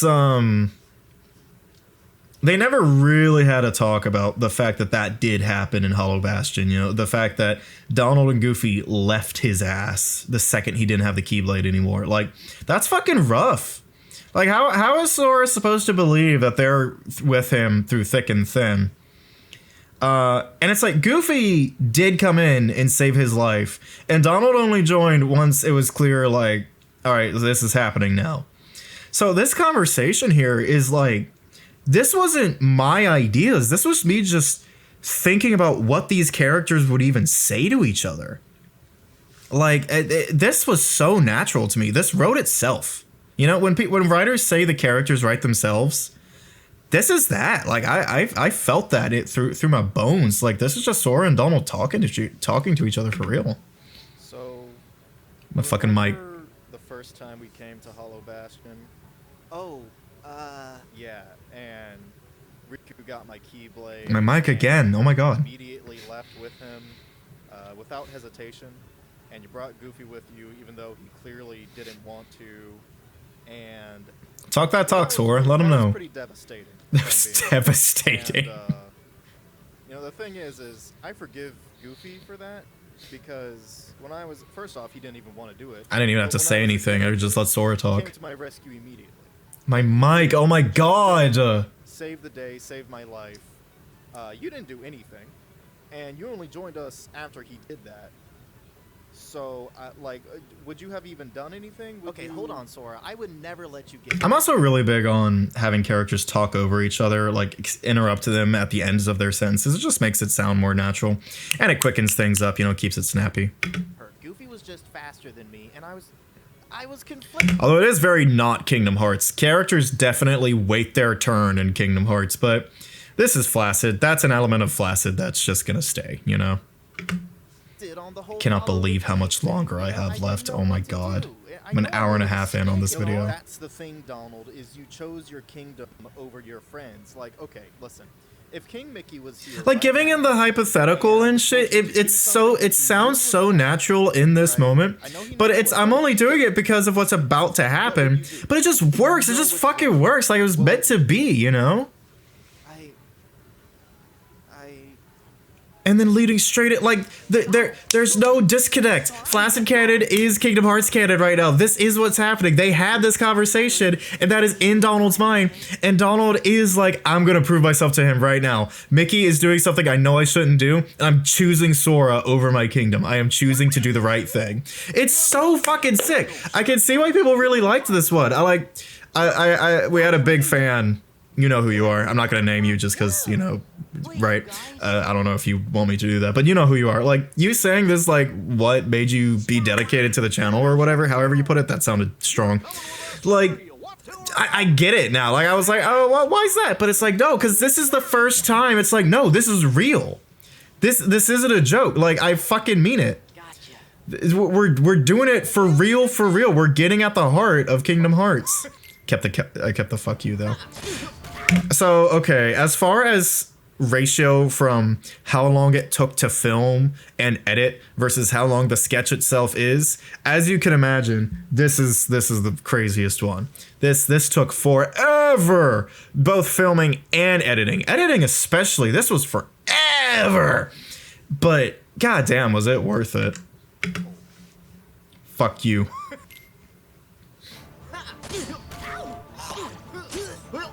Using actual Kingdom Hearts note, he said, I'm coming, of course. Sora screaming and powering up to go into master form. It makes sense. It just makes sense, man. I really like it. Also, my scream there, I'm really proud of it. Donald just flying at him like that. That took so many takes to actually be anywhere near the camera. That was so difficult. Zeta Flare, of course. Nah, like, what do I even say about that one? That was just sick. Journal entry number. Oh god, the long one now. So today. Okay, so this is just a combination of two ideas. And like really, this isn't the end of this little saga here of the journal entries, but it is like the ideas presented, but it is the end of like the trilogy of journal entries. This one's long as fuck. This one's super fucking long. So I'll just talk about it. This is a combination of one, Sora's really letting it out just how fucked up he is after the events of the Battle of Hollow Bastion. Which of course he would be. He just found out like the most, like multiple steps, multiple layers of devastating news.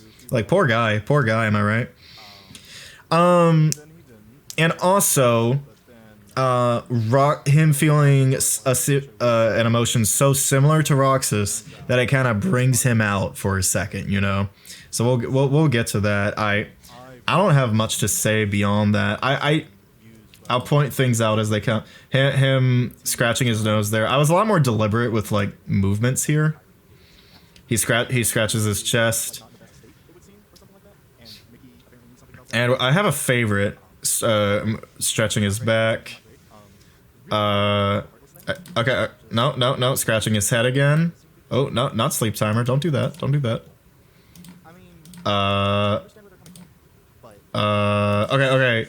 Digging in his ear, looking at it, and then wiping it on the arm of the chair.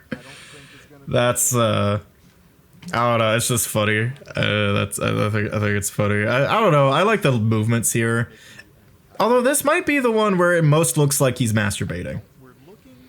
Because I'm looking directly down because I don't want you to see his eyes because they look fucking goofy. I learned, you know, from the first two. But also just like, look at that. Tell me that doesn't look like he's jerking off right now. It really does. It really, really does. I promise he's writing in a journal. I promise he is. But yeah, him feeling... Oh god, there was a cut there, yeah. Gotta say, that is really upsetting. Riku moving around behind his back and not telling him anything, that really is a Shion move right there. Roxas did experience that. Shion was moving around behind his back and not telling him shit. So like, I think it's a really natural way to do this. I'm proud of that cut. I think it looked good. My only thing is, God, I wish I had the fucking feet. I wish I had more parts to this fucking headset for better tracking. Because Sora can't do his fighting stance at fucking all by default. He cannot do it. Like, I want him to spread his legs and do the crouching stance. But no, the best I got is...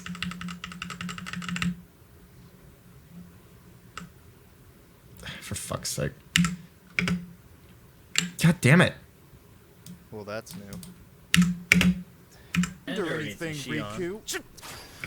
Best I got is that, you know? That's all I got. I also try and use like the appropriate keyblades when I can.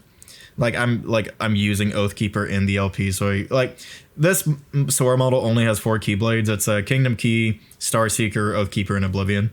And it's like I try and use those when most appropriate. And I think I did it okay for the most part. Well, that's new. It's good, you know, I used a good facial expression there. It looked good.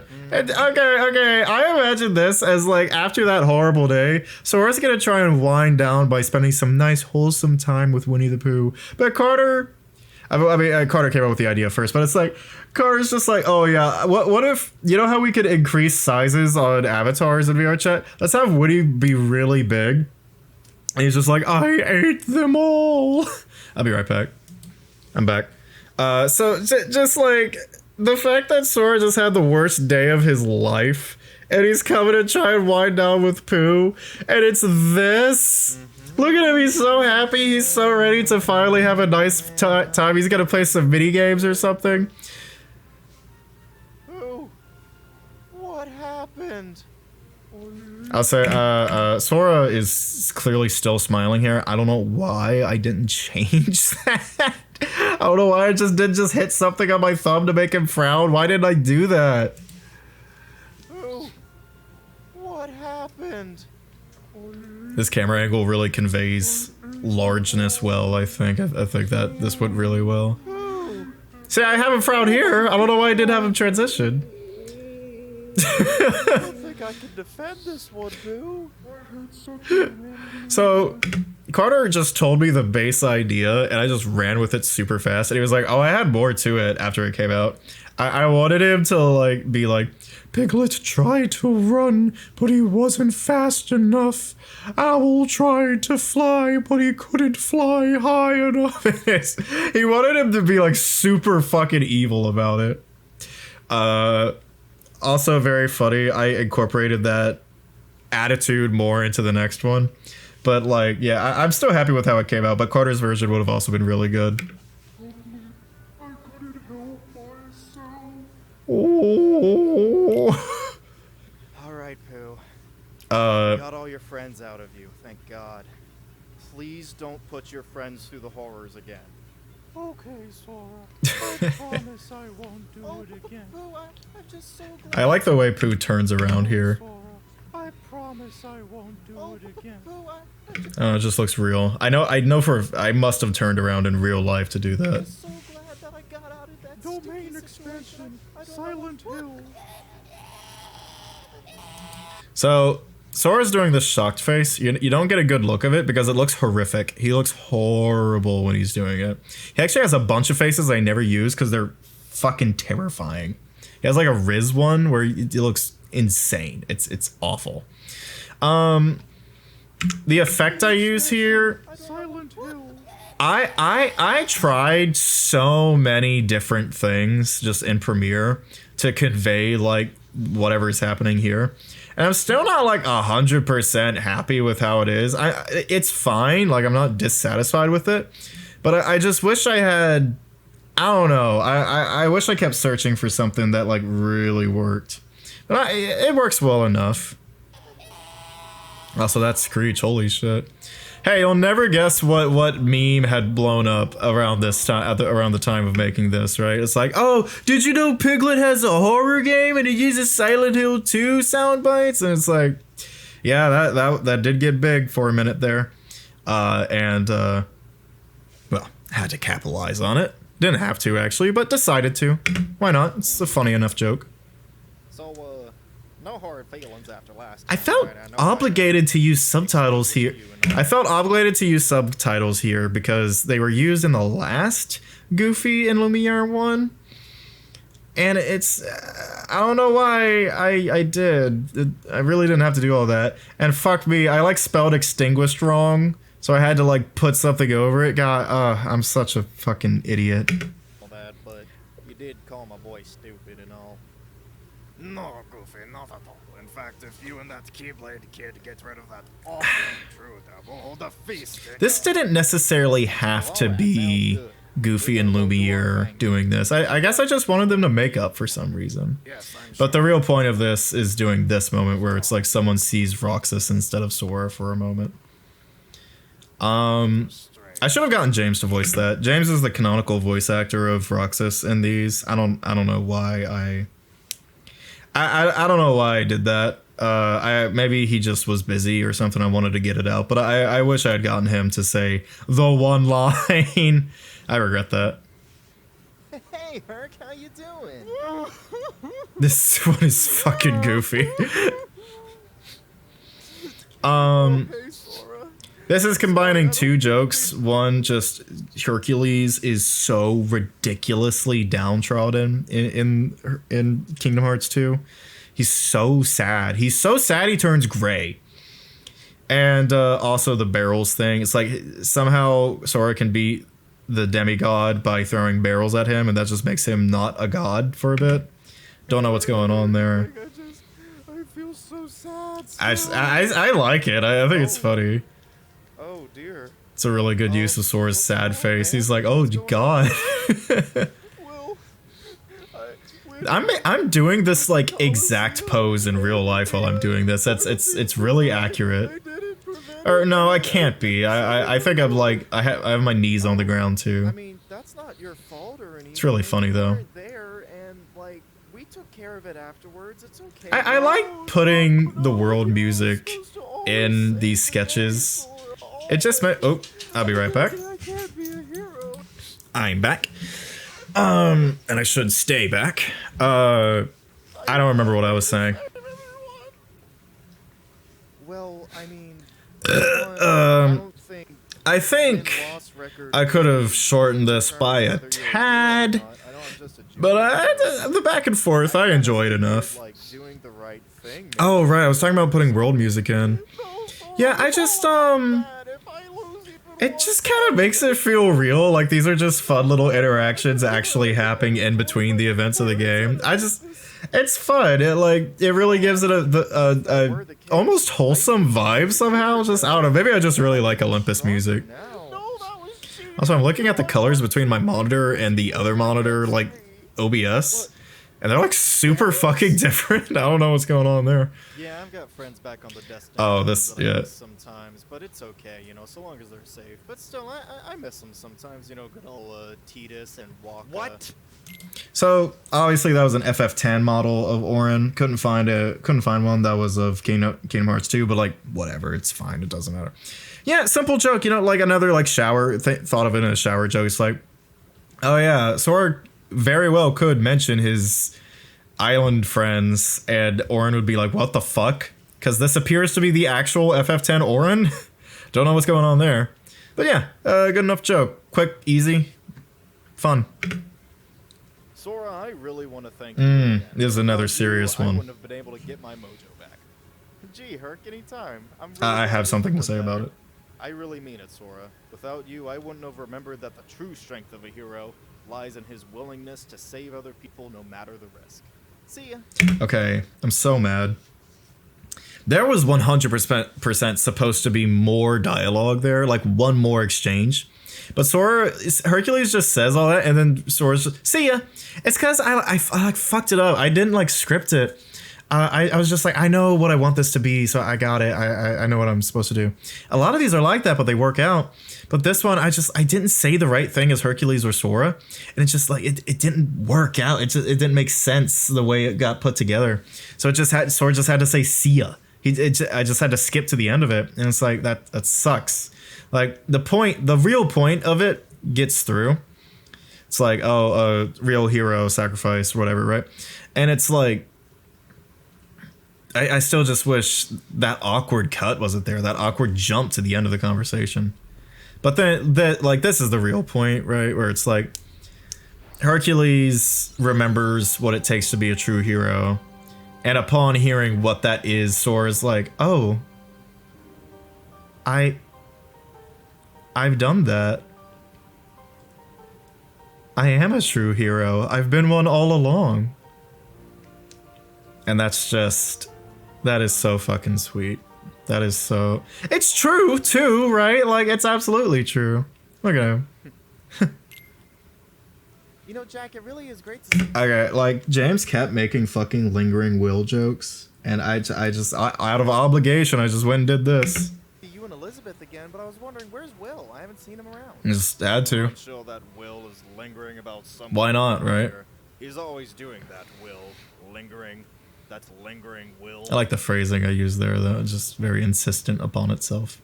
And the shot there, he's just standing there. This one was very fun. This is the only one where like the main cast doesn't show up, I'm pretty sure. Like members of the main cast. This is explicitly just two Disney characters interacting. It's like these are two pirates who come from very different genres, you know? And that crossover, how they would interact, it's just a funny thought. But yeah, that last one, finally got to see Jack Sparrow, and you're gonna see him again for one that I had in my head for a very long time. But yeah, let's go ahead and watch this one. Fucking Fortnite Barbosa. Why not? You know, it's fine. It works.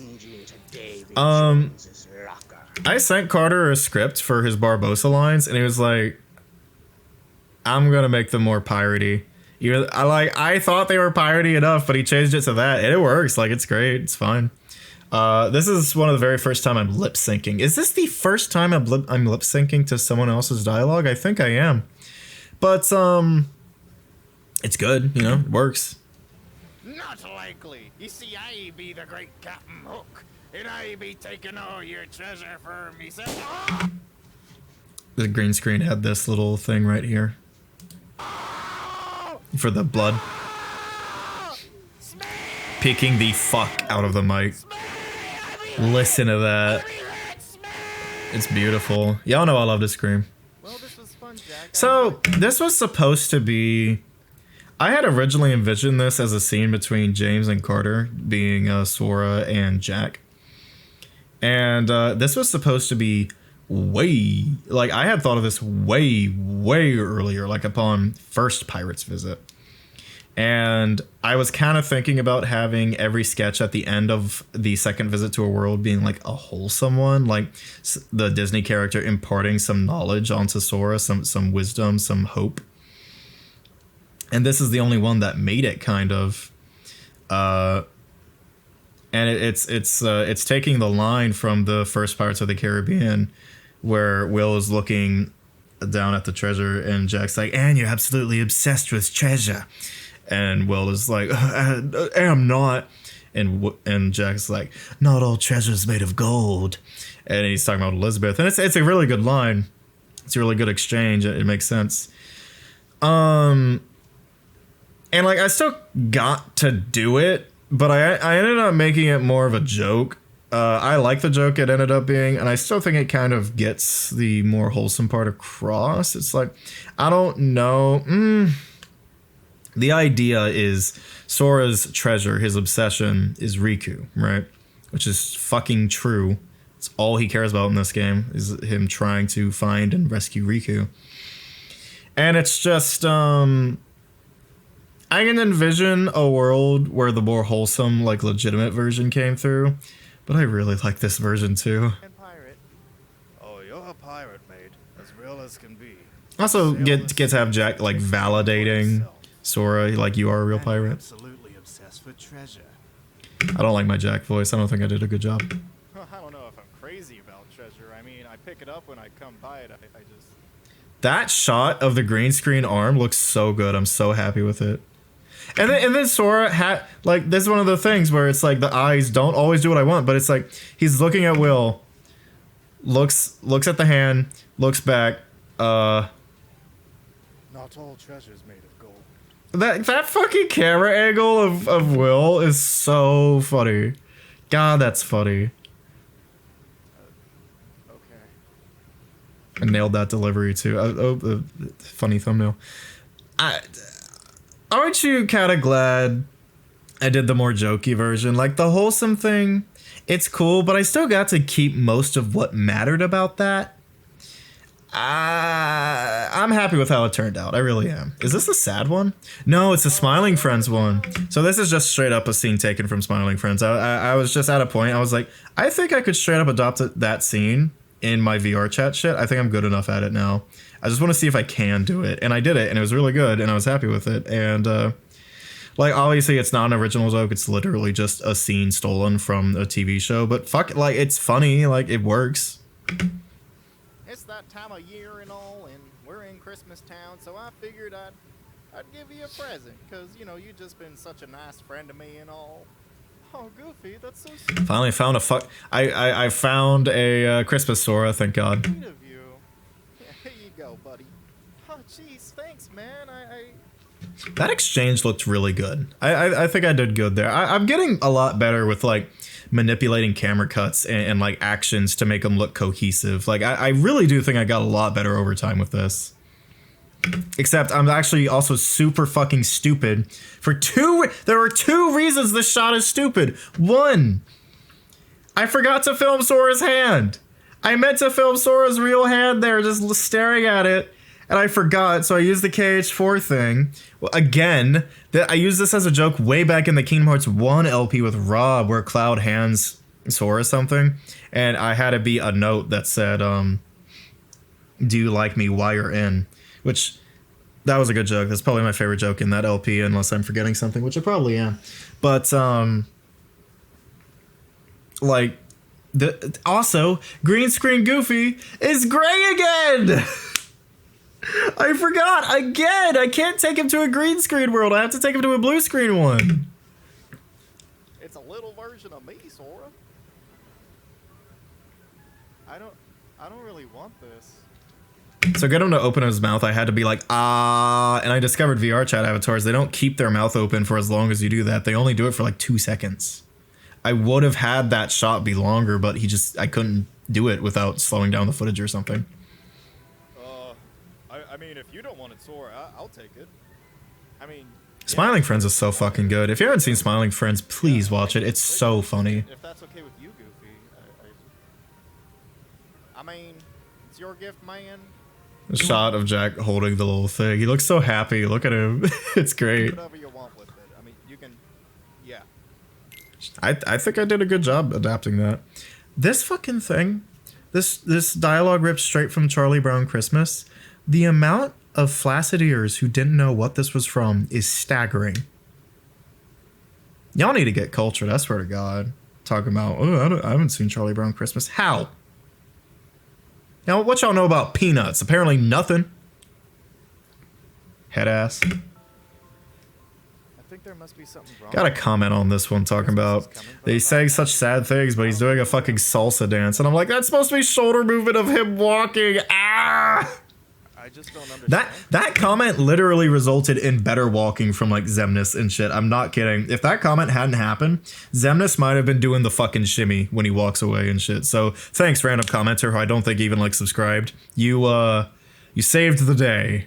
I guess. God, and using the hat to cover up his face, like his eyes. So good. I always end up feeling depressed. Jesus, Sora. I mean, I was gonna say didn't ask as a joke. The guys, like the flaccid ears, they thought this slide was in Charlie Brown Christmas. Sorry, don't know what came over me there. That's such a Sora move. That's such a fucking Sora move right there. That is canon. That is fucking canon. So yeah, not a numbered episode. This is an official part of the Let's Play. This is real. It was Christmas time, and we had already finished Nightmare Before Christmas World, and it's just like, no, I want to do a Christmas video, and I have this idea. I'm just gonna fucking do it, and I'm gonna say, as far as my acting is concerned, this is the most proud I am. I think this is the best performance I give. It's I don't know what to tell you, man. I'm really proud of this one. It's just we'll get into it. Also, this world is called like Warm Snow, I think. And it's a really pleasant world. I'd check it out in VR chat. I did credit it, so. I really like the joke it starts on. Like, look at Sora. He's so tired. He's like, please go away. I don't care. I like Jack's smiley face too, it looks good. You have a very merry time, you hear me? Thank you, I appreciate that. Keep in mind he says, thank you, I appreciate that. Music, Yoko Shimomura, you saved me. Go ahead. Well, I mighty appreciate that, Sora. Just, I already get it. Like having Goofy as a father figure to Sora. The games don't really do it, but like I think it's appropriate. You know, I think you could give Goofy and Sora a similar relationship to Goofy and Max, and it would work out. Like, it just works. Goofy is so smart in Kingdom Hearts and so like mature. It would work out so easily, and like Sora has obviously been struggling with a lot of stuff in these skits recently. And so having this moment here to like give Sora this reprieve, give him the motivation to like finish this journey. I'm really glad I did it. And it's like, there are funny things in this, but for the most part, it's like genuinely like bitter, like very bittersweet Christmas thing. And it's one of the things I'm more proud of on the channel, genuinely. I am so happy I did this. And it's like, I don't get seasonal depression or anything. But it's just like, I was really, like, the mindset I was in, like, I'm editing so much, so I'm like really feeling the mindset of like Sora and stuff. And we were playing mouthwashing at the time and stuff. And it was just like, my head was filled with these like more sad thoughts. And I'm just like, let's just get it out. Let's get it out there, you know? And it fucking rocks. I'm so happy with it. I'm not, you don't have to worry about me. I'm all good. Like, I'm not actually sad or anything. It's just the things that were going on in the games and stuff. Just, you know, we were dealing with a lot of that. And it's like, let's just have a character express that, you know? Now, you know, I know something's been eating at you lately, and I'd love if you told me about it. What do you want me to say? I was so fucking scared that fire was going to overload the encoder of OBS. I was so scared this footage was going to be shit. Luckily it wasn't. And also, I was also scared like the characters wouldn't look like they're sitting properly and stuff, but that also worked out. This was a miracle. This sketch, this 5-minute sketch was a fucking miracle. I'm so glad it worked. Look at the fucking framing. Look at that shot. It's perfect. I'm worried about my friends, okay? They're out there in danger, and I'm here fine for the most part. I mean, how could I enjoy this Christmas? So Sora is telling the truth here, but he's not telling the whole truth. There are other things bothering him. He's also worried about the anti-form stuff. He's also worried about all these feelings he has, you know. But he is also very worried about Riku and Kairi, and like that's what he's choosing to share right now. Since we woke up, I just have these moments. Don't say it's puberty. He does talk a little bit about Roxas, but he doesn't know it's Roxas. He don't know how to talk about it. He doesn't know what it is. He's describing it as best he can, but it's not enough. So he defaults to like what he does know. It's like, I know in my heart I fucking miss my friends. Truly miss my friends. Well, that's all really understandable, Sora. I mean, who wouldn't be worried? I do wonder, though, all that stuff about yesterday, I mean, have you not... I think this is where my Sora and Goofy really came into their own. It's like, they don't sound like Haley Joel Osment. They don't sound Goofy's voice actor. Sorry, I don't remember the name. Wonderful Christmases. But to me, at least, they sound like the characters, you know? This is what Sora and Goofy... I believe it. I can't get into the spirit this year is because... Last Christmas. Changing the facial expressions as it goes, as he's telling the story. Killed it. Riku and Kairi, I will say, there's a jitteriness when filming in VR chat. Like, the characters are always moving. And it's when you notice it, it kind of it bothers me, but it's not enough to be like, well, I can't do it anymore. Like, no, it's the easiest way to do this kind of thing. But that Christmas, I woke up, and from my window, I saw fucking mic, and I couldn't believe it. And what happened was, Riku and Kairi, they took coconuts. I was actually sitting down, like, really trying to give these emotions, you know. I'm proud of it. So much that also the idea that like they did all this with coconut shavings is so preposterous and hilarious, but it's also like, fuck it, no, it works, run it. Had snow. They were sprinkling it off. I barely got the word sprinkling out there. I always, every time I hear me go sprinkling, like it takes me out. But I didn't say split. I said sprinkling, but I just barely did it. It kills me. Off my windowsill, it was the most magical, beautiful thing anyone's ever done for me. It was so perfect. We had snowball fights. We made snow. Coconut ball made fights. little snowmen. In my mind, the snowman looks like Olaf. I don't know why. I don't know why, but in my mind, the snowman looked like Olaf. Little we could. It was wonderful. And I made a promise to myself. I made a Christmas promise. I get Christmas promise from the fucking Drake and Josh Christmas special. I don't know if that's a real thing, like, at all. I don't think it is, but fuck it, I guess. That's why I did the fucking quotes. I was adjusting the headset. That's what that was. Do something just as amazing for them this next year. And not only did we sleep through a Christmas, but they're in danger for this one. It's fucking rough, man. Sora would feel really bad. I bet he does feel awful. The fact that he was asleep for a year, I bet that eats at him, like, so bad. Like, holy shit, I wasn't protecting the worlds for that long. But I can't do it. Well, thank you for And then sharing changing the that music. Ah! story. And, you know, I'm gonna tell you what. Next Christmas, it's too late for this one, but next Christmas, I promise. Being real with him. But, like, you know what sucks? Like, he can't keep this promise. KH3 happens so soon after KH2. He didn't keep the promise. That's so sad. It's not his fault, but, like, they couldn't do it. There's such tragedy in that. Where you, Riku, and Kyrie all are gonna be safe and sound. And we're gonna have Donald cast a huge blizzard spell up into the sky. No idea if he can do that. No idea if he can do that. We're gonna have the most merry, wonderful Christmas you've ever had. Now listen. And the smile. Is because I know you're gonna get it done. You yourself made a Christmas promise. This segment of the script I was the most unsure of. Hopeful and optimistic person I've ever met.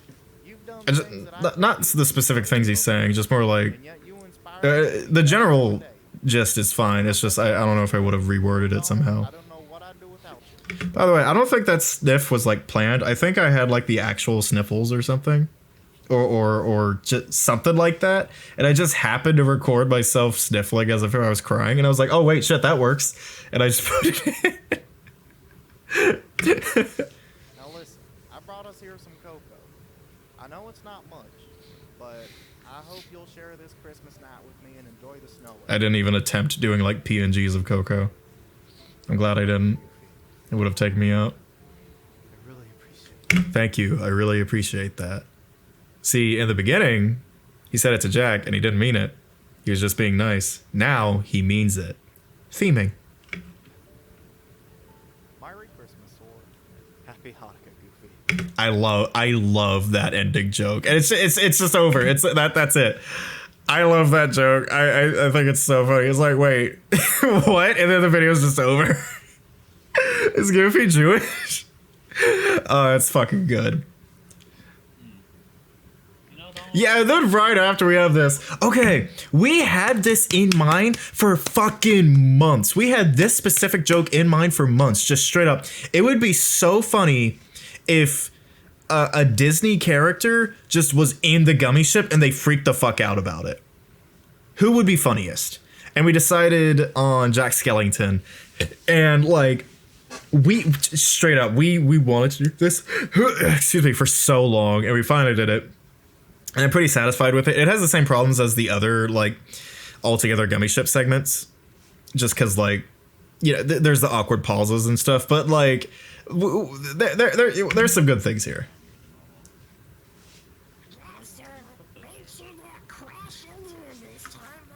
God, he's so in my right ear, even though... Oh, I know he's in my right ear because... Their dialogue is coming from me. I'm hiding behind the chair there. I just pointed in real life. I'm hiding behind the chair right here, which means Donald was to my right. So Donald is in your right ear there. I would have swapped it if I had realized I wasn't listening with headphones when I was editing it. Ah, fuck. They're all around him. That's Lassie's heartless. Hello! James wanted me to make myself way louder on the hello, like way louder than everyone else. And I made it as loud as I could without like bursting eardrums, you know. I probably could have made it a bit louder, but still. And it's like that reaction there for like it was so delayed, you know. Like look. Hello. And the thing about that, I moved the hello way later. I cut the hello and I moved it later to make it more like he probably said hello. Hello. Hello. Genuinely would have been like that. It would have been like that. When I just said it just then, it would have sounded more like that. Like, that's how bad the delay is. And it would have been so fucking awkward. I'm glad I cut that. Made it better. So good to see you. The fucking getting up. Oh, it sucks. Happy holidays. So this is how you get around to The swapped audio is actually killing me. I did not know about this. If you're listening with headphones, I am so sorry. Good lord. It is actually fucking me up. You can't, Jack. You can't cut it. Hey, it's okay. Well, I'm here to celebrate the holidays. We're all good. So this is how you get to other holiday towns. You can't be on here, Jack. This is. Oh, come on, guys. Let's get festive with it. I like my little jig there. It's not everything's about. Not everything's about. James be killing me in these improv ones. I accidentally sat in the chair, and I was like, "Oh, let's run with it." What does this do? Jack, no. I'm glad Carter's scream came through. That's really good. God, it's so awkward navigating your way around this fucking gummy shit. Have a good Christmas time. You got to leave. Yeah, they were insistent on this joke, this party member swap joke. It wasn't my idea at all. Like, it's funny enough. I'm glad they did it, but like I'm not in love with it, honestly. If you think it's funny, that's good. You're more like them than you are me. Yeah. So that's how I ended up on your ship. I ran with it, of course. Like, it's fine. It's a fine enough joke. All right, we're gonna turn around. No need. I'd love to see Jack emotes so well with your hands. Like, I'm surprised that Carter's voice fucking breaking. You tell. Yes, my dear doctor. Hold on. You tell.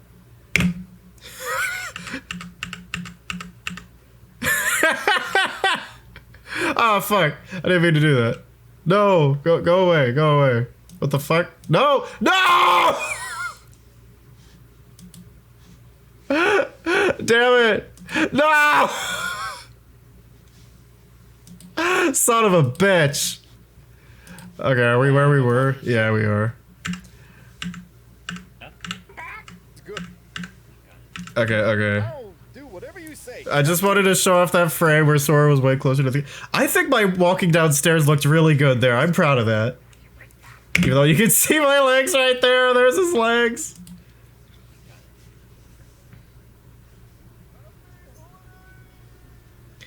I'm pretty okay with how that turned out. I wish I could have made like a good looking like flame behind the gummy ship, but I couldn't find a way that would make it work. I like Jack spinning. Like, look at that. It's funny. It's funny. Sora, Donald, look out. There's a large body over here. This one is like slightly inspired by Smiling Friends. Mostly like a single line where it's the one where Pim and Charlie are dealing with the boss's wife, like his demonic wife. And it's like, you weren't gonna kill us? And she's like, no, I was, but you didn't have to say all those nasty things. It's like, that phrasing is so funny.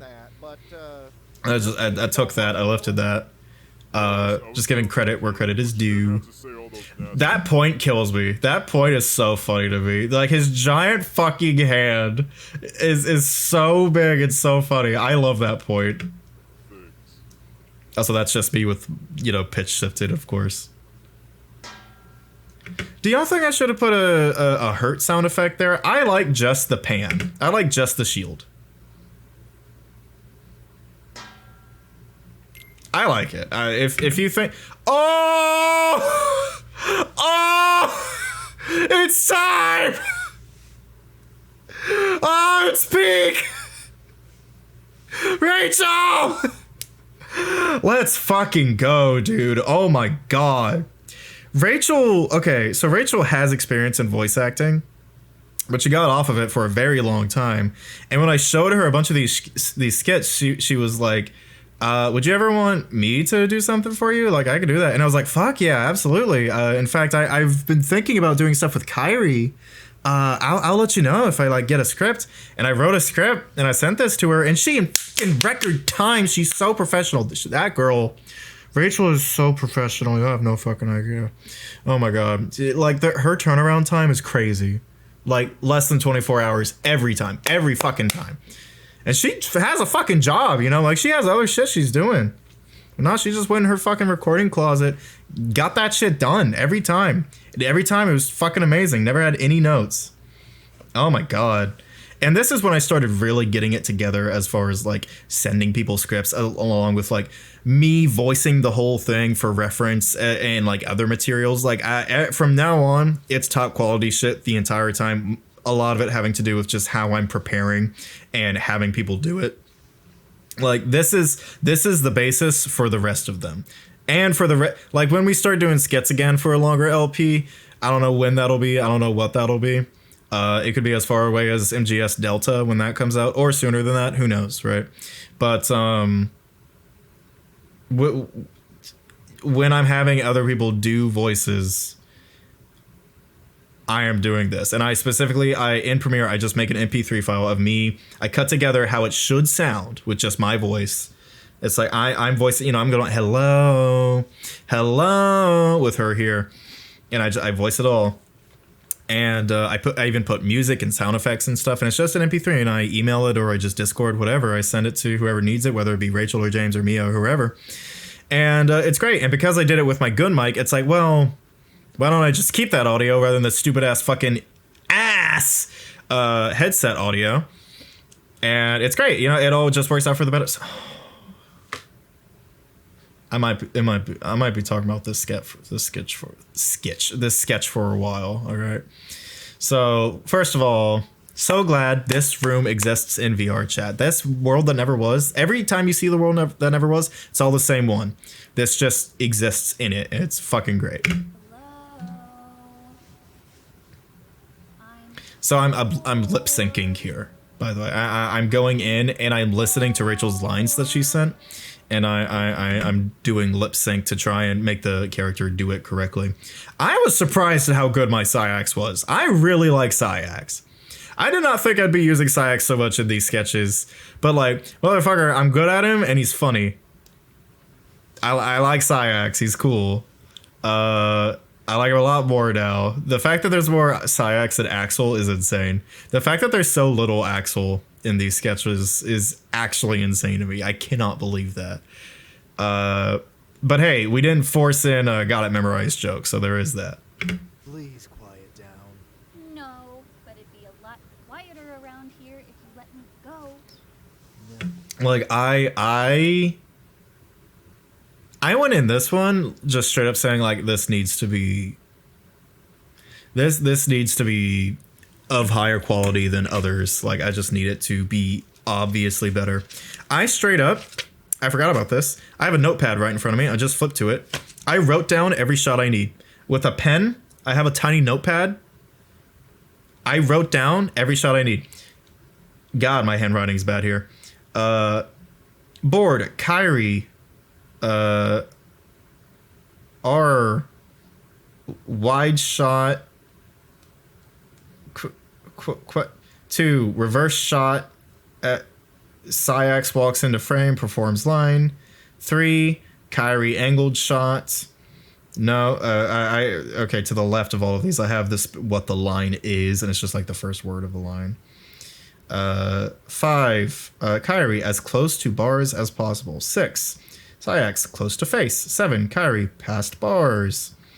8, Syax bars dividing. Kyrie green screened in. And yeah, like I wrote all of that down, and I'm glad I did, because holy shit, shooting it. I should have written. Did I do the next one in an order that makes more sense? Because the thing about it is when I write it down this way. Oh my god! Wow. Okay.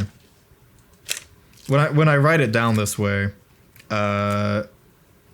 it's more difficult because I'd have to be switching characters every time, and I usually film one character at a time, as you would like on a real movie set. You know, you film all the shots in one scene at the same time on the same day, because why would you leave and come back later? Like, that's ridiculous. So I think I realized that at some point, because I below that have I just quickly wrote down every shot number that was the character. So I was just like, okay, I can go back and reference it. I did this for the Xemnas sketch, of course, as well as Roxas and Sora. And holy shit, Roxas and Sora was a lot of shots. Did I do it on the one where they crashed the truck? It doesn't look like it. So I'm gonna talk about one visual theme I did with this, but real quick, we're just gonna. Oh, come on. I heard you guys talking. You didn't even want Axel to kidnap Also, like, this scene could have just happened. I steal some lines, not steal, but I take ideas from 3 about like why Kairi is being used as like motivation for Sora and stuff. That's just straight up from 3. But like, God, also, oh my God, like the amount of comments I got where like, where people were like, this isn't Kairi, she has too much personality, or people being like, is this from the manga where Kairi has more personality? And it's just like, fuck, that sucks. Like, I'm really proud of myself, but like, God, I wish they gave Kairi more stuff. And I don't know, I accidentally proved that I'm good at writing woman. I'm gonna tell you guys a secret on how to write woman. Are you ready? Okay, come in close, come in real close. You write a character and then you just make them a girl. Crazy, right? Crazy how some people don't know that. Some people don't know that. Old shonen. Yeesh. Yeesh. Yes, it's true. This camera angle is fucking crazy, but it's really good. I like it a lot. Could still be useful. Should Sora come to lack motivation, you may prove to be sufficient. Every time I hear that, I think I said the word prove twice, but I didn't. I made so sure I didn't. The script was, I was anal about the script. I was like, no ransom isms. This is going to be correct. And I fucking did it. If I do say so myself, like, no, they say everything the way they should. Rachel could just actually voice Kairi in the real game, and no one would bat a fucking eye. They'd just be like, oh, they swap voice actresses, but she's great. Like, genuinely, like, I look at this Kairi and I'm just like, oh my God, it's Kairi. You know? How could you be so heartless? Oh, I don't know. Maybe because I don't have a heart. Let's turn this up. Remember, we don't have hearts. We don't feel emotion. Oh yeah? And how come you seem so pissed? Because you're Okay. We're doing some visual theming here. I got this idea from Avatar: The Last Airbender. You know when Iroh is in prison and Zuko, and he's talking to Zuko and stuff, and they keep using the prison bars as framing. It's like, you never see the bars when you're looking at Iroh, you see them when you're looking at Zuko. Because, well, Iroh is literally in prison, Zuko's the one who's really in prison. He's in a mental prison of his own making. And we're kind of doing this when we're talking about the fact that, like, Sayax has been lied to about the fact that he doesn't have emotions, the fact that he doesn't have a heart. You see the bars, they more cover him than Kairi, right? So yeah, like, Sayax is a prisoner of his own mind here. He's a prisoner of the of Xemnas, you know? So like, yeah, not only do you see the bars, it looks like he's being covered up, it's literally covering his face. So yeah, there's some visual theming there. Also, Kairi's green screen done.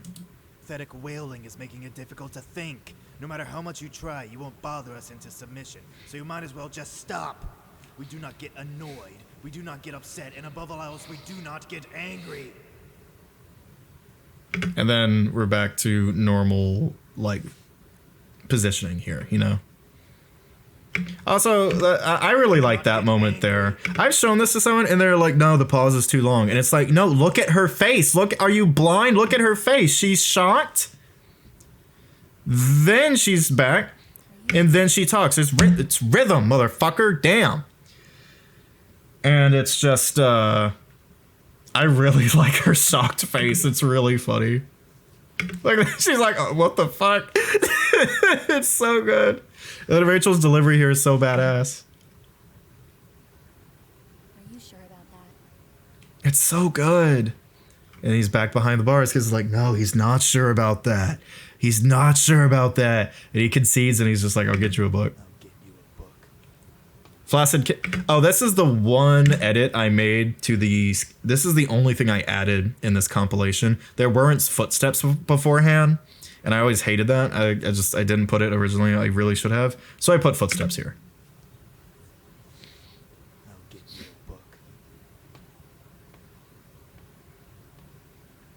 By the way, I actually walked away there. That wasn't me using the analog stick of the Oculus controller. It looked too smooth. I hate how smooth that looks. So I was actually walking away. I was setting up enough space to where I could actually turn and walk away. And it looks great. Look how good it looks. That motherfucker actually walked away. He actually walked away. And Kyrie is just left to be there. Flaccid Cannon, he gave her a shopping catalog.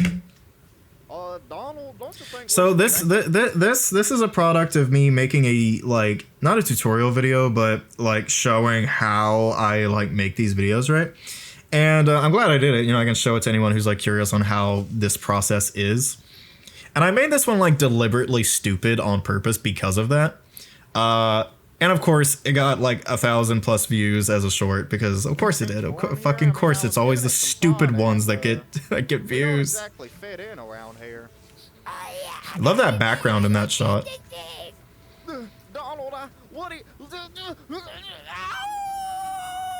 In all fairness, it is funny. I cannot. Okay, I had like no faith in this joke. I genuinely was like, I must think of something better, but I just couldn't. I just couldn't at the time, you know? And the fact that people watch this and were like, that was so fucking funny. Oh my God, that made me lol. I'm just like, I'm so surprised of literally any of them. I was so unready for people to really dig this one. This is so stupid. It's always the stupid ones that pop off. This one's stupid as fuck. Flaccid Cannon, that's why Sora's a lion now, because last time Donald finally gave the disguises. Lock in. On my... Like that joke, the locking in noise. That got people for some reason. I don't know why. But it did, and I'm thankful. I'm glad y'all enjoy it. We will prevail. Also, that line could have been anything. That could have been literally anything. I have no attachment or love for that line at all. On my daddy, we will prevail. Like, it could have been anything. Xemnas already! It was Rachel's idea to have her hum the fucking Traverse Town theme. Oh my God, Rachel was also a Kingdom Hearts fan. She fucking understood so fucking good, and she just had it, bro. She's like, yo, what if she's humming the Traverse Town theme? And I was like, that's so fucking smart. I wanted to try and have her reading, by the way, like the book that Syx gave her, but I couldn't make that look good, so I just had her like looking at her nails and shit. Oh my God. I've never heard a more convincing gasp in my entire life. How the fuck did she do that? How did she do that so well? Like, if she told me that take came from someone barging into her closet, I would believe her, you know? Like, holy shit. Also, Xemnas just standing there watching without announcing himself. What do you want? Feels appropriate somehow. Also, wait. I was about to ask how I did this shot. I know how I did it. I took 2 different shots. I left the camera in the exact same place, and I cut the video in half to show just the right side of one and the left side of another. That's what's going on here. I started doing that a lot to make it look better, and I think it's great. It works perfectly. Do that. Like, if Kyrie were to move too far left here, she would disappear. What do you want, creep? You remind me of her. Okay, so my Xemnas voice. James and I both gave Xemnas a shot. James get it in the finale, of course. And it's like, the fact of the matter is none of us sound like Xemnas. I don't know a single person who sounds like Xemnas, you know, who sounds convincing or could do that voice. So we just decided, let's get as deep as we can. Let's put some bass in there. and let's just try and match his cadence and vocal patterns as best as possible. And I think I did as good as I could have done with that. If you think my Xemnas voice is cringe, that's totally fine. I believe you. You are correct. I did as best I could. That is that. You know, obviously my Xemnas next to Rachel's Kyrie is pathetic.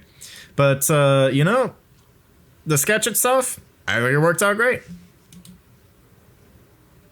That's so Oh, for fuck's sake, God, the one thing. Yo, the person who made this Kyrie model avatar, why did you put a big fucking hole in the back of her head? What the fuck is that? Kyrie.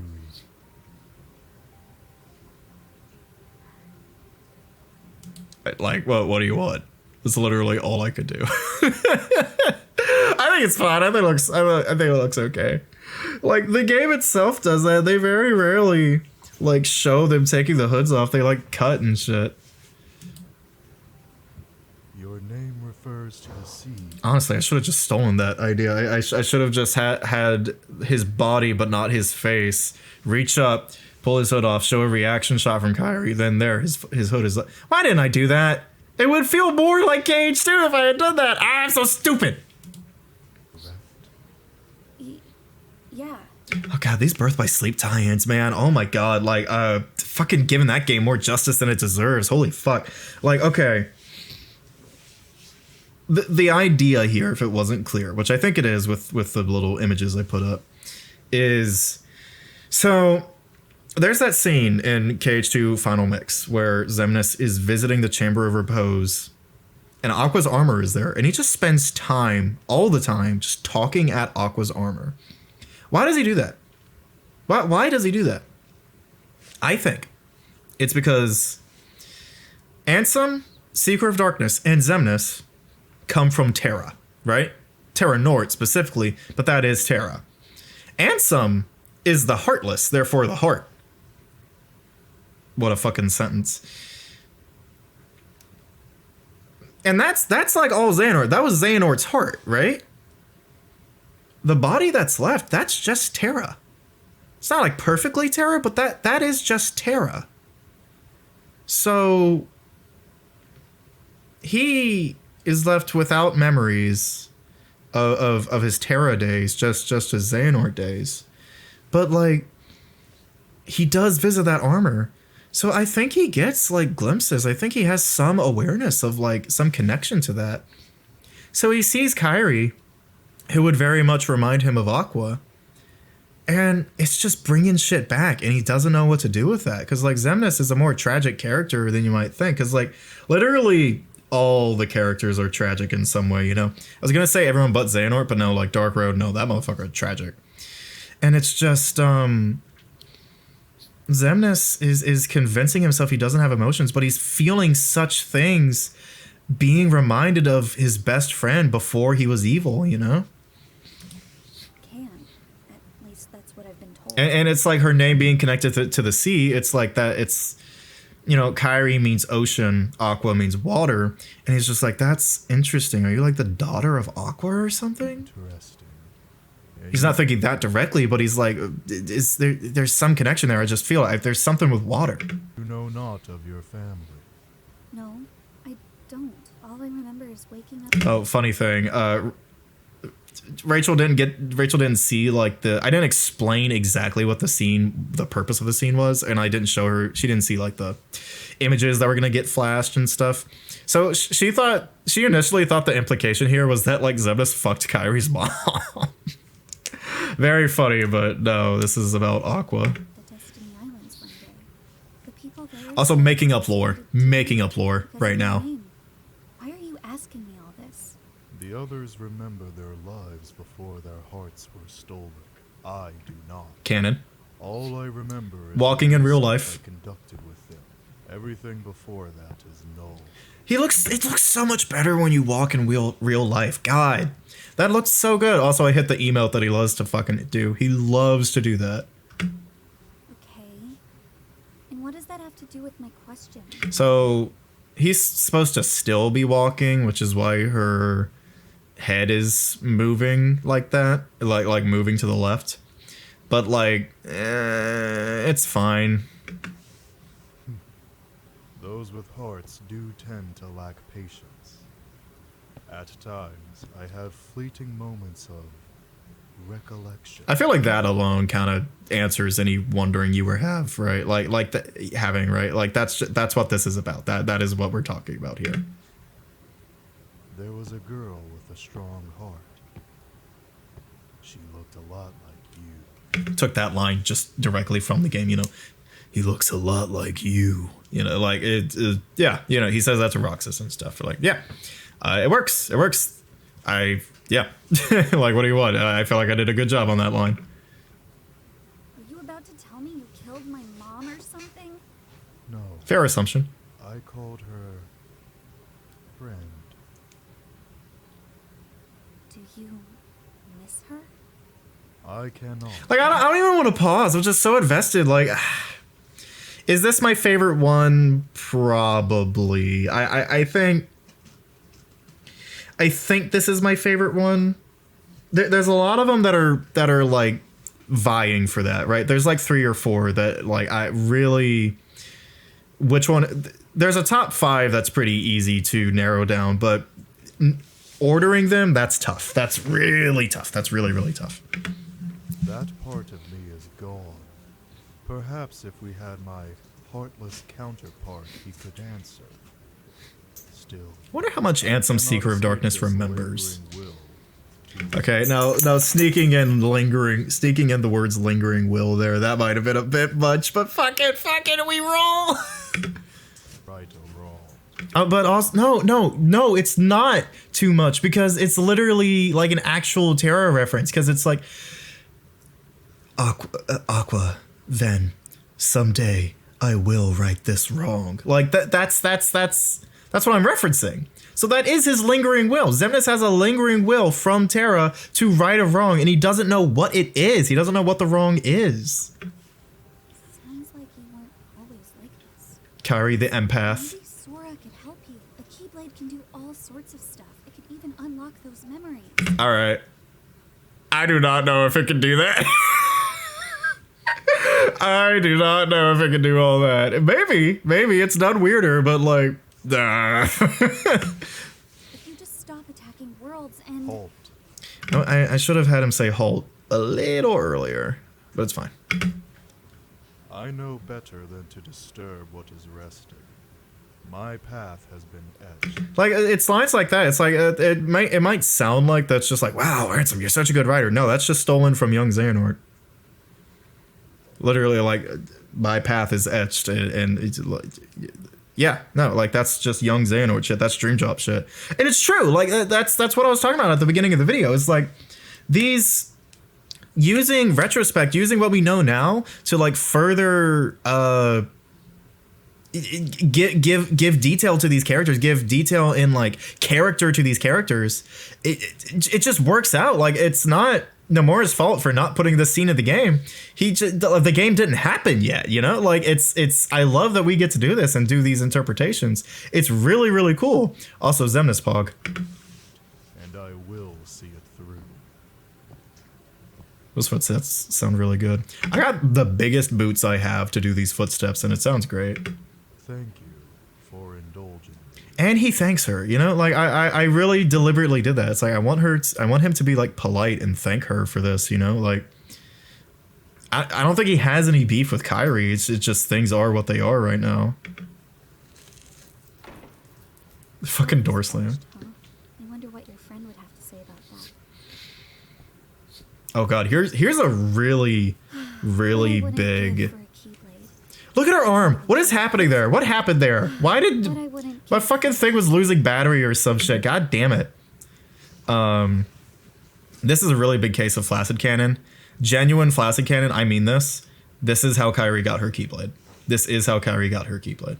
Because the way it happens in the game is so fucking stupid. I'd even try to fix you creeps if I had one. I'm so glad her eyes looked up there. Like, don't tell me this doesn't make sense. Tell me this doesn't fucking make sense. I'm also really glad with how that ended up looking. That was really good. I'm proud of that. I wouldn't change. There's so little I would change about that scene. Again, I felt like God making that. I fucking made that, man. Like, Rachel and I made that. So, well, what do you want me to say? Like, I'm proud, man. I'm so proud of that. I'm so fucking proud of that. Hereby nominate Disney's Dinosaur for Kingdom Hearts This is the direct sequel. I was on a dinosaur kick. You might have, this was when we were playing like Tempest Triad and stuff too. I had like 2 weeks worth of like, I want to do some dinosaur stuff. Oh wow, cool. Look, a white guy. See, it feels weird, doesn't it? Face. I forgot about that. He's like all happy and shit. Hold on.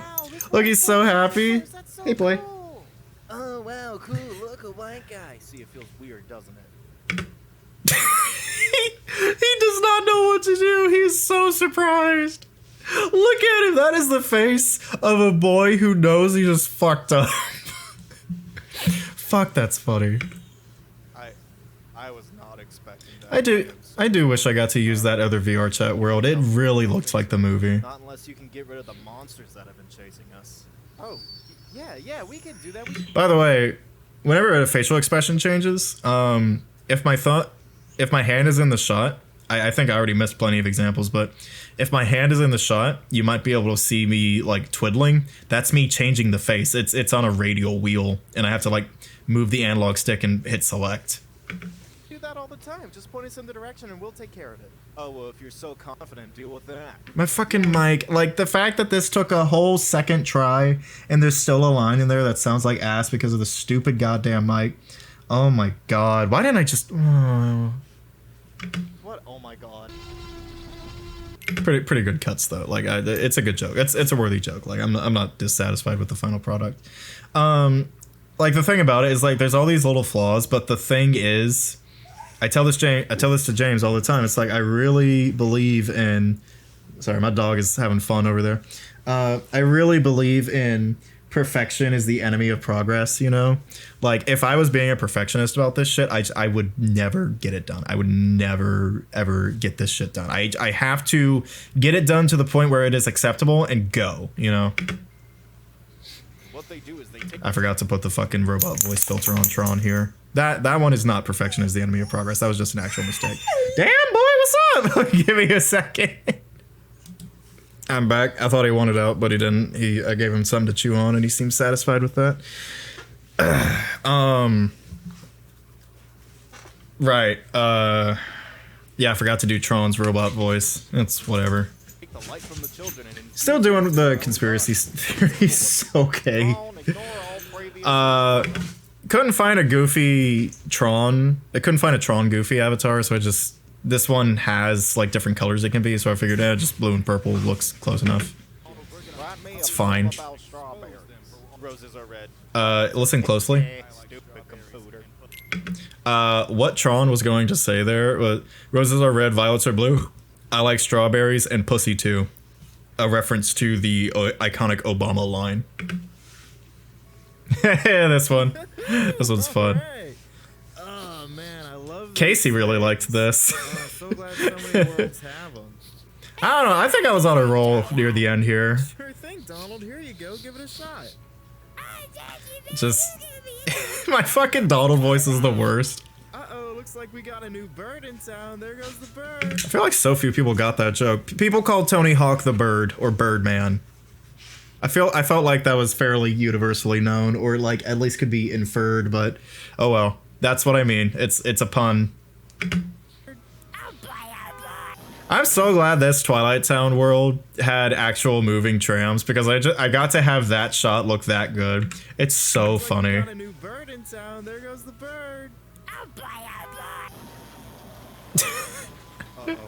Casey really appreciates how it's only slight concern coming from Sora. It's not panic or anything. He's just like, oh man. It's really good. This is a direct sequel to the last one. Them saying they need a Phoenix down. It's for Donald. You don't serve my kind here. Strong opening. Very strong. That is a lot. I mean, This is a brainchild between James and I. The race mixing thing was actually James's idea. And I really was like, I don't know if I want to do that, but it was too funny to pass up. We do not share the views of this Moogle. Oh, Flaccid Cannon! This is the Moogle that was in Organization 13's castle. This is the one from 358 Days in the Hood. only serve popular McJRPG guys, Koopo. Not scrunkos like you, Koopo. A reference to the Smash thing. Like, Smash fans when Sakurai puts in popular McJRPG guy instead of Scrunko Blunko, the iconic Bimblo from your childhood. You know, it's a reference to that. Just yeah. I feel like it makes sense. Right? It does. Fuck you. Oh, so it's like that. It's like that, isn't that? Yeah, Okay, it's well, like you know, that. I think How me about and you my take friends your over here ought to take care of looking ass, you if your you're gonna be banjo like kazooie that. ass, and I get don't the think the hell out of residents my of town. We Twilight don't Town are want you much around like here. this. You're We the don't- Your Scrimbo Bimblo ass, your Banjo Kazooie looking ass. And Goofy just being like, I don't think anyone else here is like this. Why are you like this? Maybe just let me handle this. Koopo. Fine, you deal. That was me forgetting to say Koopo during his rant. So that was me making up for it and also making a cut look better. With them. And then just keeping the camera in the same place. It looks very natural that Sora walks in. You know, it's, I did good. Look, please listen. I don't want things to get nasty here. Our friend really needs a phoenix down, and you're the only shop in town that sells them. Can you please help us out here? I think he says, can you help us out here twice there? Alright, we can put it past us, Koopo. I mean, after all, you look Obviously just me pitched up, by the way. like a real protagonist, Koopo. So on Phoenix Down, this joke would work better if with Sora's KH1 design, where he is supposed to look like a genuine mix between Japanese RPG and like Mickey Mouse ass cartoon. But it still works enough just because like the feet are so big and stuff. show me your feet, Koopo. What? Wait, what would my feet have to do with me being a mascot?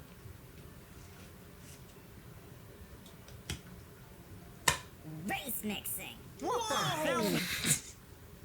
That's strong. That's a lot. That's a whole lot. That is. I think it's funny. I think it was worth it, but holy fuck, that was a risky one.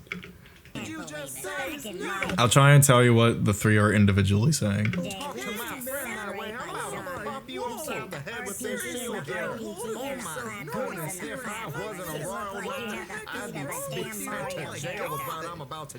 Okay, so the Moogle said,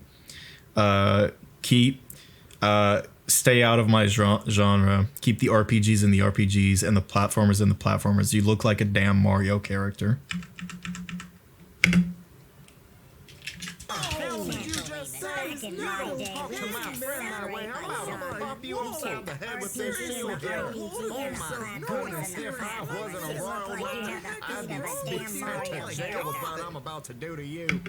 Goofy is making threats towards him. He says, you don't talk to my friend that way.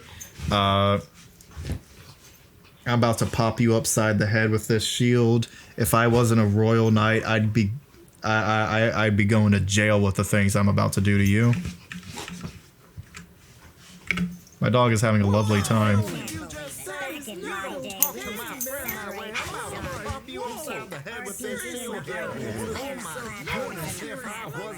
I'm sorry, I was staring at my dog. Race mixing.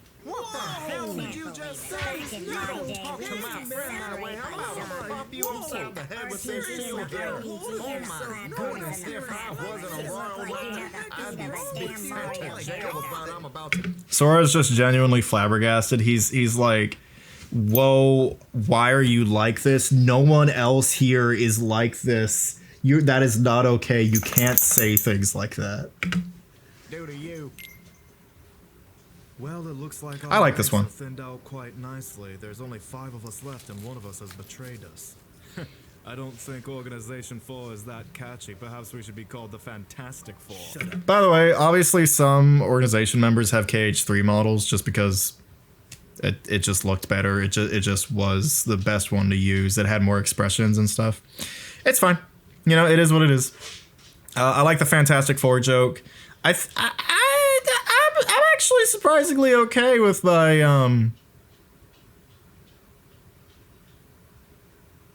oh my god, what is his name? The gambler. Oh my god. I'm sorry. I've been doing this for 3 hours. Luxord.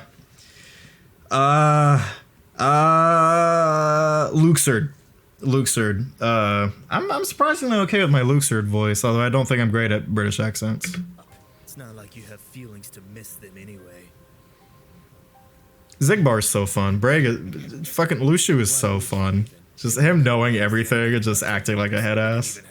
They couldn't feel anything. I really like the snort laughter. I think I did good on that. His foolishness preceded his loss of heart. Also got to do at least one sketch in this room, you know? Glad I did.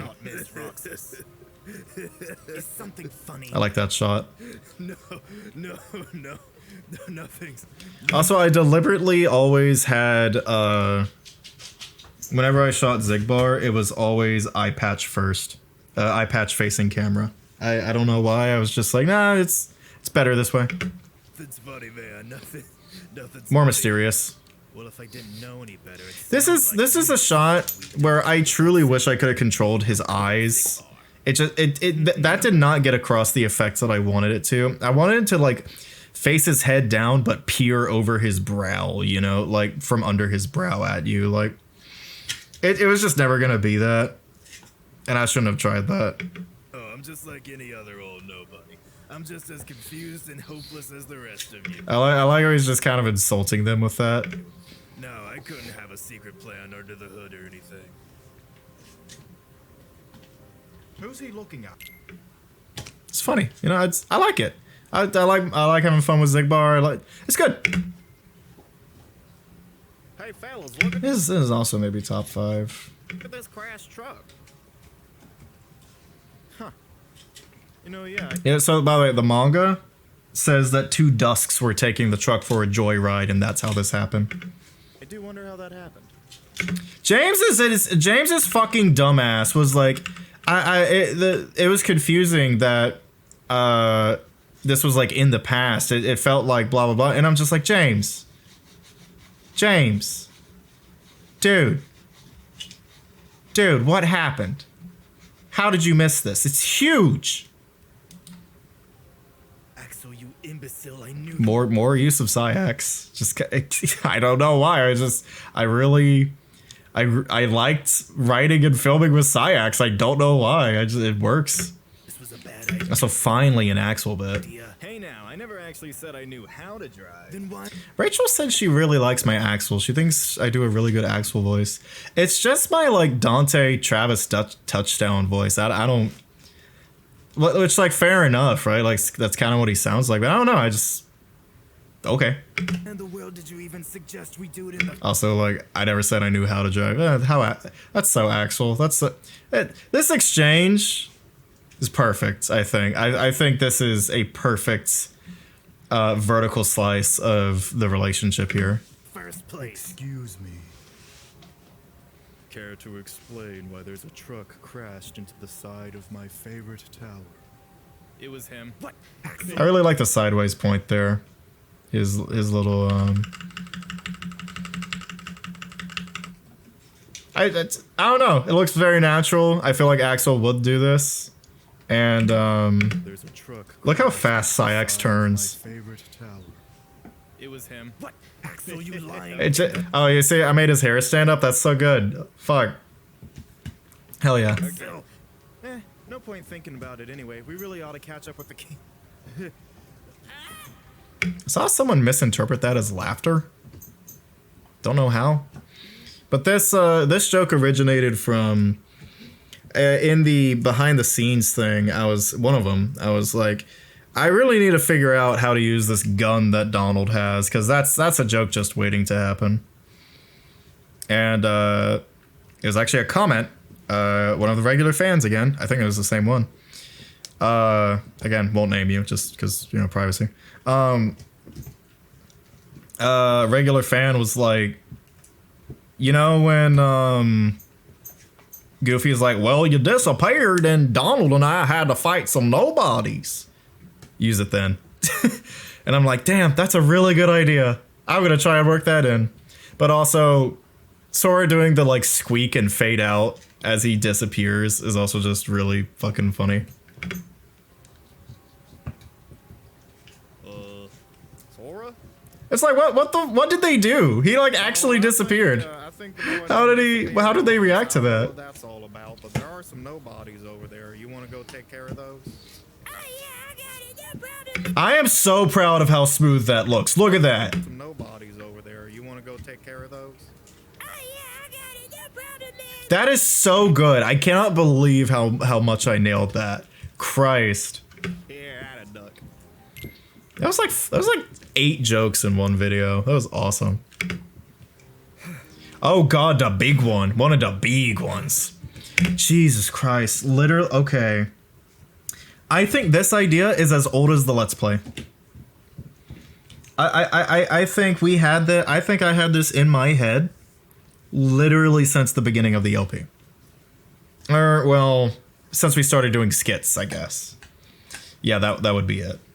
But like straight up, I wanted to do this the whole time. And in the beginning, I was unsure of how I would do it. I was straight up like, I don't know if I'm able to do that. I don't know if I have the tools or resources or means to do all of that. I fucking did it. I did it.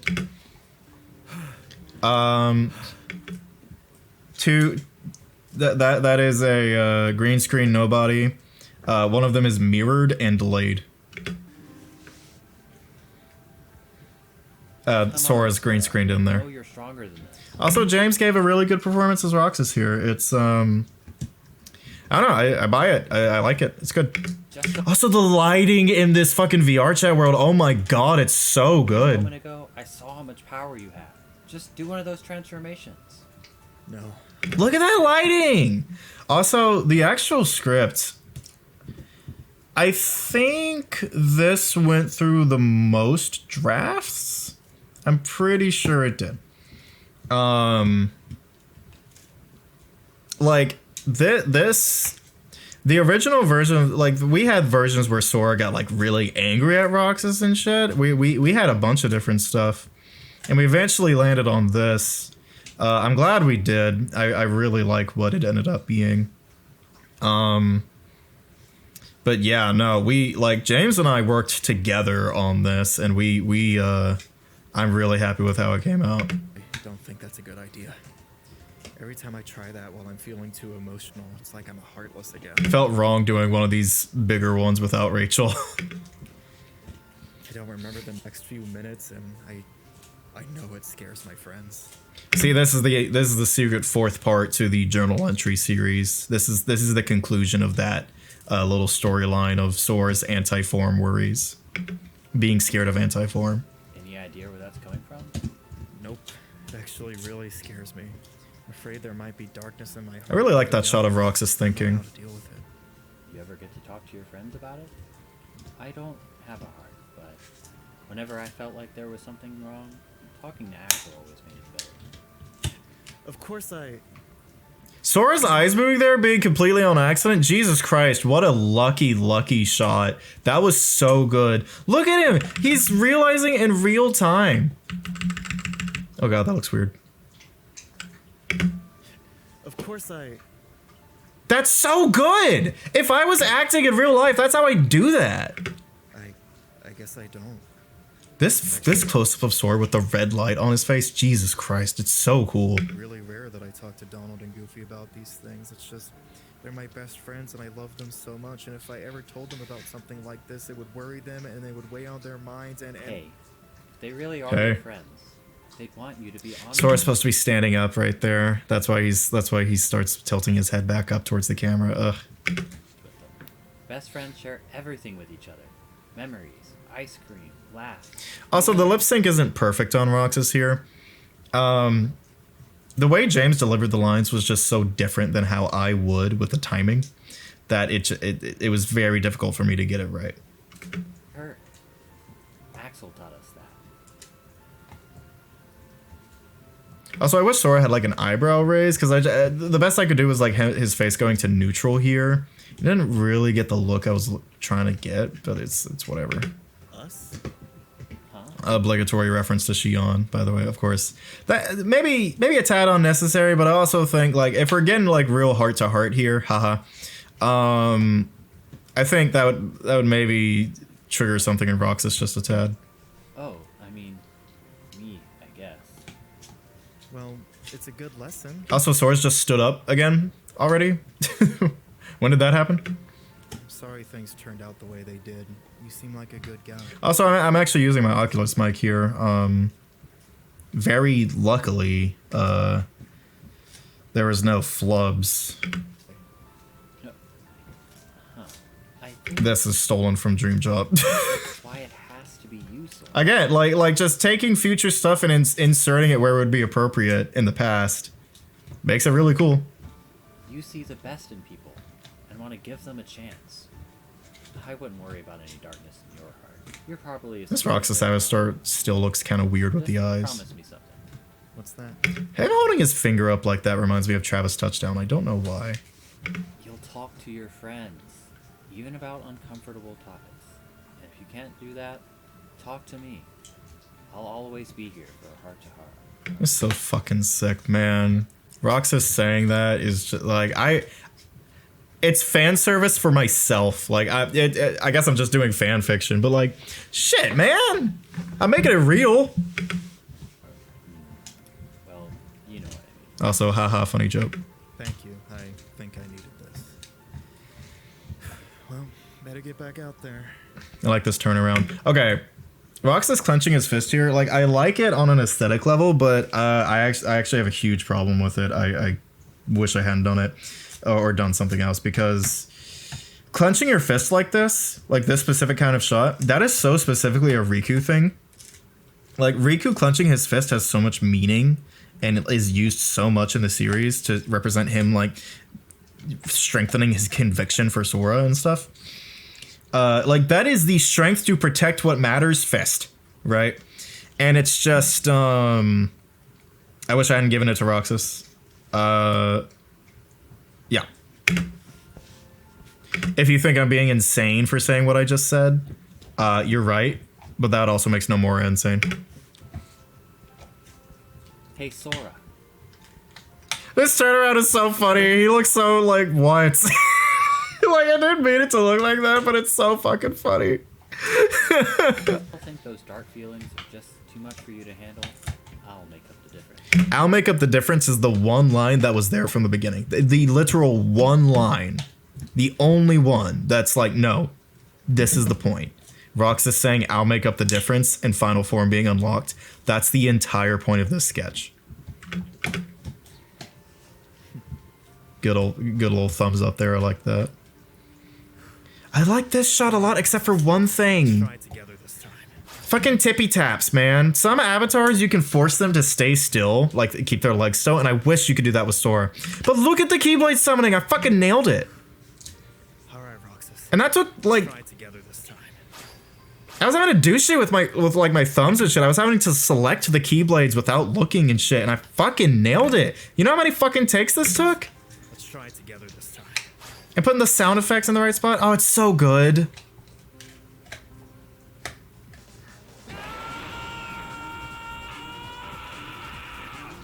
That shot of the city, like, in the powering up, I was not sure how I was gonna do that. I'm glad I found a way to make it look okay. Also, that scream, I showed it to Rachel, and she was like, wow, where'd you get that from? And I was like, that's me. And she was like, what? What? Oh my god, that was amazing. I thought it was like a Dragon Ball scream. And I was like, well, flatter me, why don't you? And just like, again, like, connectivity between Flaccid Cannon and the real game. Like, no, we're adding to the game, motherfucker. Oh my god, and the transition with the room transition. Ah, like, cut to real gameplay in final form. Oh, it's so fucking good. Back to back. That's crazy. That's crazy. These are back to back. Oh my god. Peak after peak after peak. Also, Rachel's guh she gives here is so fucking funny. It kills me every time.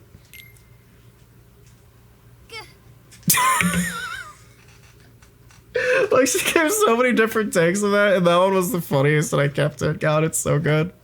Also, again, I just ah, my mouse! Ah! Ah, my mouse is in the frame! Ah! Hold on. There's some nobodies down there. That's the only other thing. I should have told her to sound more urgent there, but that's fine. It's fine. Oh no, I was so sure Sora would keep their attention. Can you teleport us somewhere? Yeah, Mia really nailed it as Naminé. Honestly, like, again, like, if I heard that voice coming out of Naminé in a real game, I wouldn't bat an eye. I'm sorry. What? Why not? You teleported us out of my cell. Oh. I'm so glad I didn't have to give voice direction on the to Mia. She just knew. She fucking nailed it first try. It was so funny. It was great. Fine. Do you have anything that can deal with these things? There aren't that many of them. I don't think I do. Most of my powers have to do with gas. That frowny face is crazy. Gaslighting. What? Look at the gaslighting joke in Kyrie, just like, what? I think I do. Most of my powers have to do with gaslighting. What? It's so funny. God. Well, how would you react? Never mind. I guess we don't have a choice. I tried my very best to recreate her KH2 Keyblade pose. I think I did okay. Whoa, Kyrie, you have a Keyblade. That's amazing. Do you know how to use it? Not really, but how hard could it be? If Sora can do it, so can I. He was always kind of a slow learner. Like, it's lines like that where I have it in my head and Rachel says it in an even better way, you know, where I'm just like, oh my god, you took the line and made it better. Like, holy shit, that is crazy. That's so funny. Obviously, Kyrie's green screened in, you can kind of tell. Oh no! Oh no! No! It got cut off. Oh well. Kyrie. Also, that shot, that's me. I mean, I'm physically acting for. The amount of times I threw my head down to do that, so many times. I chose the best one, I think. Kyrie. Well, color me impressed. Your escape attempt took you 20 feet away from your cell. I like that line. Look, we have too many problems and not Also, my mouse is on the screen. Yay! enough time for this. Just come back with me to your cell and... So, Syx is green screened in there? Yeah, but any green screen shot is gonna have the mouse there. Yeah, Naminé doing her iconic Naminé blast. She's doing the Biden blast out here. Come on, So that scream took a lot of takes just because it kept like peaking and shit. gotta go. What did you do to him? I made him remember something. I don't know what. Come on.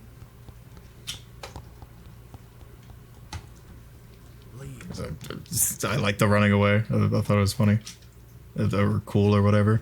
This is kind of a reach. Something like this could have happened, but not necessarily. I'm working off of the shit that KH3's reveals in those like secret reports and shit.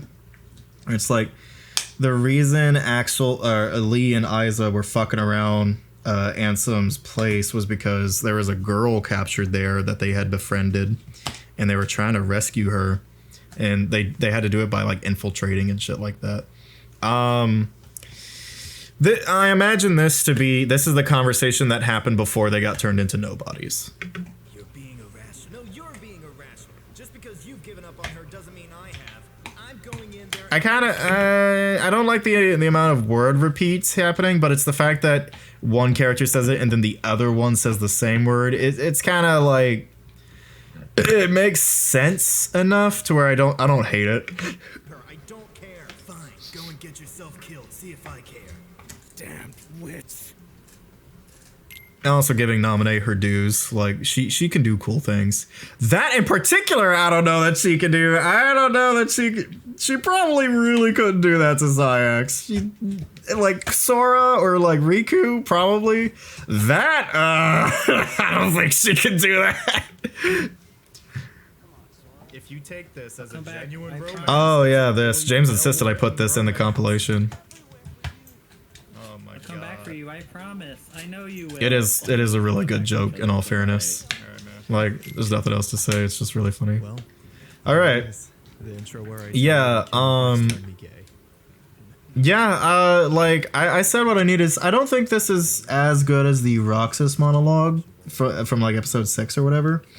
But this is something, there's a reason I finally did another one of these after so long, and it's because I had this in my head since the very beginning of the series.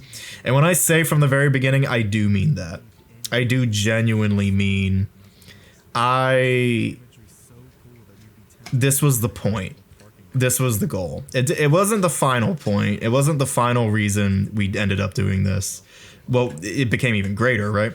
But like this, I needed to get this off my chest. I needed to say out loud onto the internet, I think Kingdom Hearts made me a better man. I think this game genuinely helped me not fall into toxic masculinity. And it's like, I'm forever grateful for that. The people I have in my life, the way I live my life, I wouldn't change a thing about it. I'm just so happy that this game and this series helped show me a way to be better, you know, to be the best person I can be and to be there for other people and for myself. And, you know, Riku being accepted for who he is, even in that state, it's a little disingenuous for me to say that it affected me and showed me that I could do stuff, right? That I could trust my friends. I already knew I could, just because they are who they are. Oh, when I say these guys, I mean the Flacideers specifically. But yeah, just it's showing. Fuck, I'm getting into the fucking. I'm watching this and I'm like, ooh, I want to listen because it's good. It's not as good as Roxas, but it's good. But yeah, it's I have to imagine Riku's story helped out some people, you know? The fact that he is accepted, that had to touch someone, give them some faith in their friends. It's a really beautiful thing. Oh, you know. Well, about the gay thing. There's a line I say here somewhere. Because I mean it. Oh yeah. I've genuinely told myself my friends are my power. And I've meant it because I mean it. My friend. I've meant it because I mean it. What the fuck, Ransom? Learn English better. Stop repeating words. About the gay thing. Fading into Riku's theme here. That was a good touch. I may have been a tad It's some people in my life, but not these guys. These guys meaning the Flacideers. I didn't use like art to show them because we're actually in the process of phasing those out. We're probably gonna get new art fairly soon by 10, just because we just want updated art and stuff, and we really like 10's art styles, and you know, they're a dear friend. So yeah, you can look forward to that.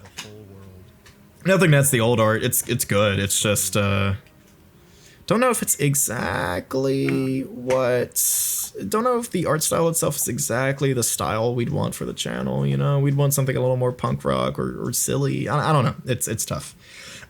Finally getting Carter as Riku. Sora, you want a hug?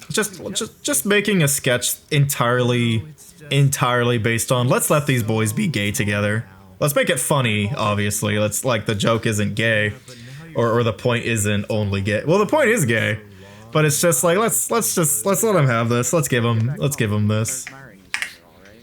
Alright, but only if you promise. That smile looks weird. Sure thing, shorty.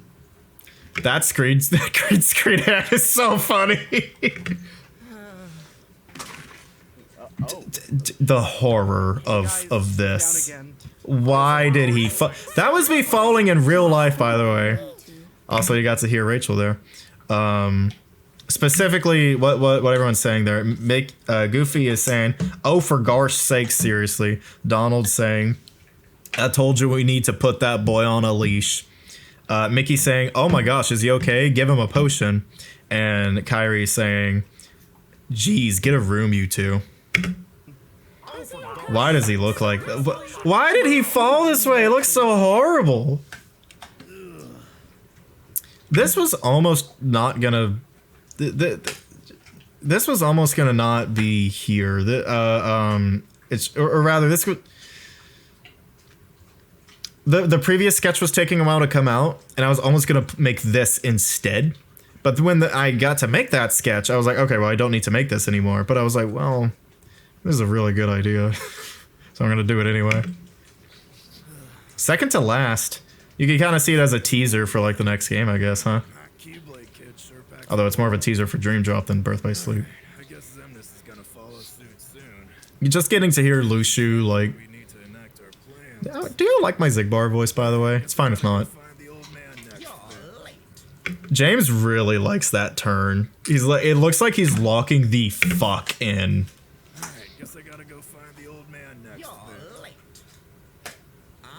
Yeah, there wasn't a good Merlin avatar. It's a good joke. I like it. Lushu just immediately being like, okay, phase 2. That's good. That's my favorite part. And the scream. This beginning sketch for the final episode is like not at all in service to being a sketch. It's there to set up a future thing, you know? This is it. You nervous? In the episode. Not at all. I'm more ready than I've ever been. Guess some things never change. How do you stay so endlessly cheerful? I don't. I'm only ever this cheerful around you. That's a really sweet line. And it's true. Oh, geez, Sora. I don't know what to say. Just promise me we'll go home together this time. That's the whole point. Just that line. Sounds good. I'm glad I got to make them looking up look good. You know, like I said, the eyes, they don't. And this, I just wanted to make a version of this final fight with the song without the commentary, just cause badass, you know? And boy, do I have things to say about this final fight. This had, way before the final episode came out, James Casey and I went through 5 drafts or so of what this fight could be, like what the music could be, what we could be doing during it. Dig this. The main song, like, it was just a proof of concept. I didn't really think it was gonna end up staying this way.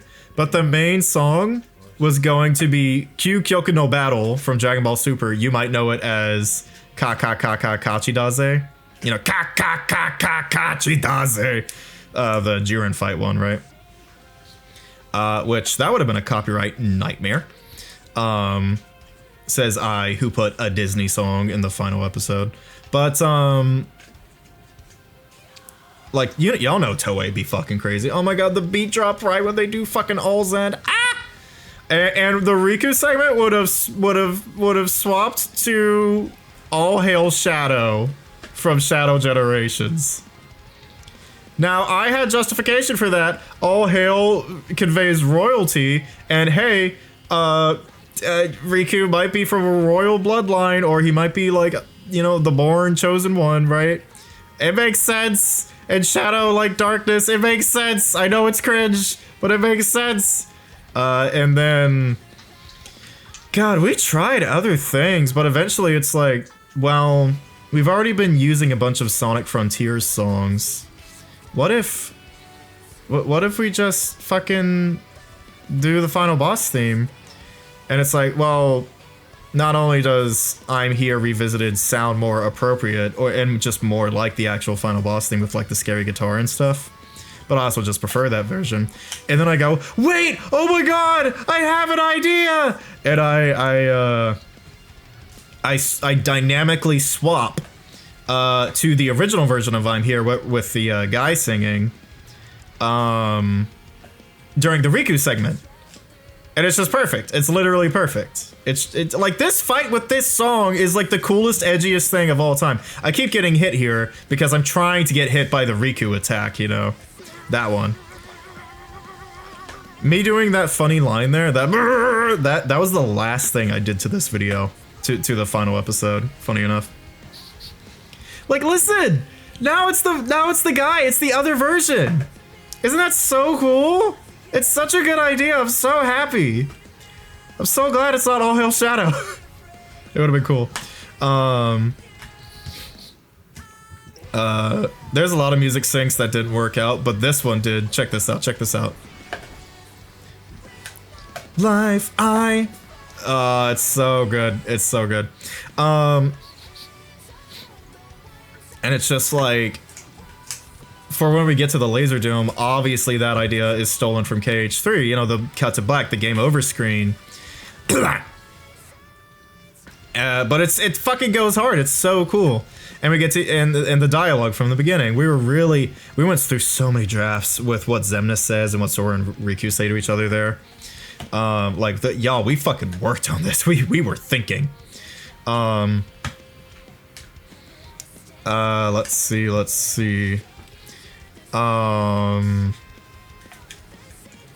Having the Destati play right here at the end, that was also kind of a last minute decision, just because I wanted it to break hard. We went through so many different things with James. Even like in editing, just made so many micro adjustments. I really like my game over screen there. Scream. And then of course, the heartbeat. Another one. It's perfect. It's call back to the beginning of the episode, baby.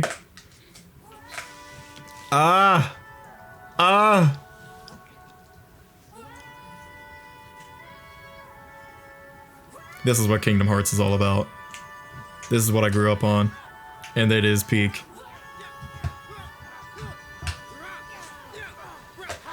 It was really fun making these sounds. By the way, this is both versions on top of each other of the song. Because guess what? They're in perfect unison. They're united at last. By the way, you'll notice some parts of the fight have sound effects and others don't.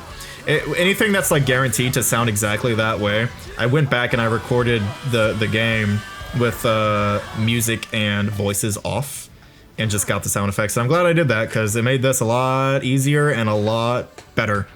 Because boy, if I put meme sounds here, that would have sucked. Also, I really like Carter's hurt noises there. I'm really proud of how I said Riku. It's just good, man. Like that thing that person liked, like the union of Flaccid and the real game, that's what this finale is. That's what this final boss is. It's finally the two becoming completely one and the same.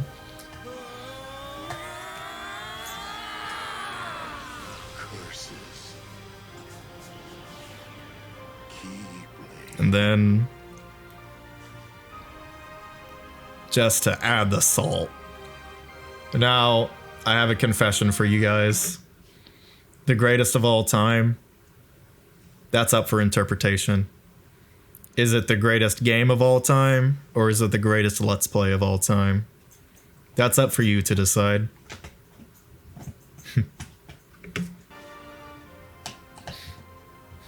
Could you imagine if I used Kyoko no Battle there? Jesus, that would have been stupid.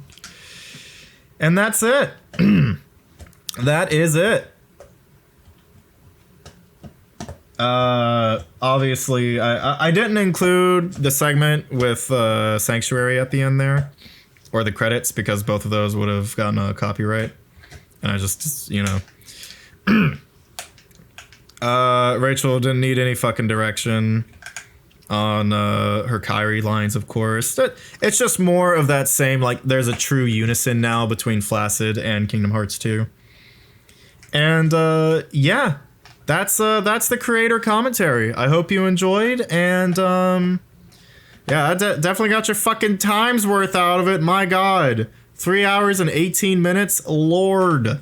Well, see you guys next time. I'm fucking tired.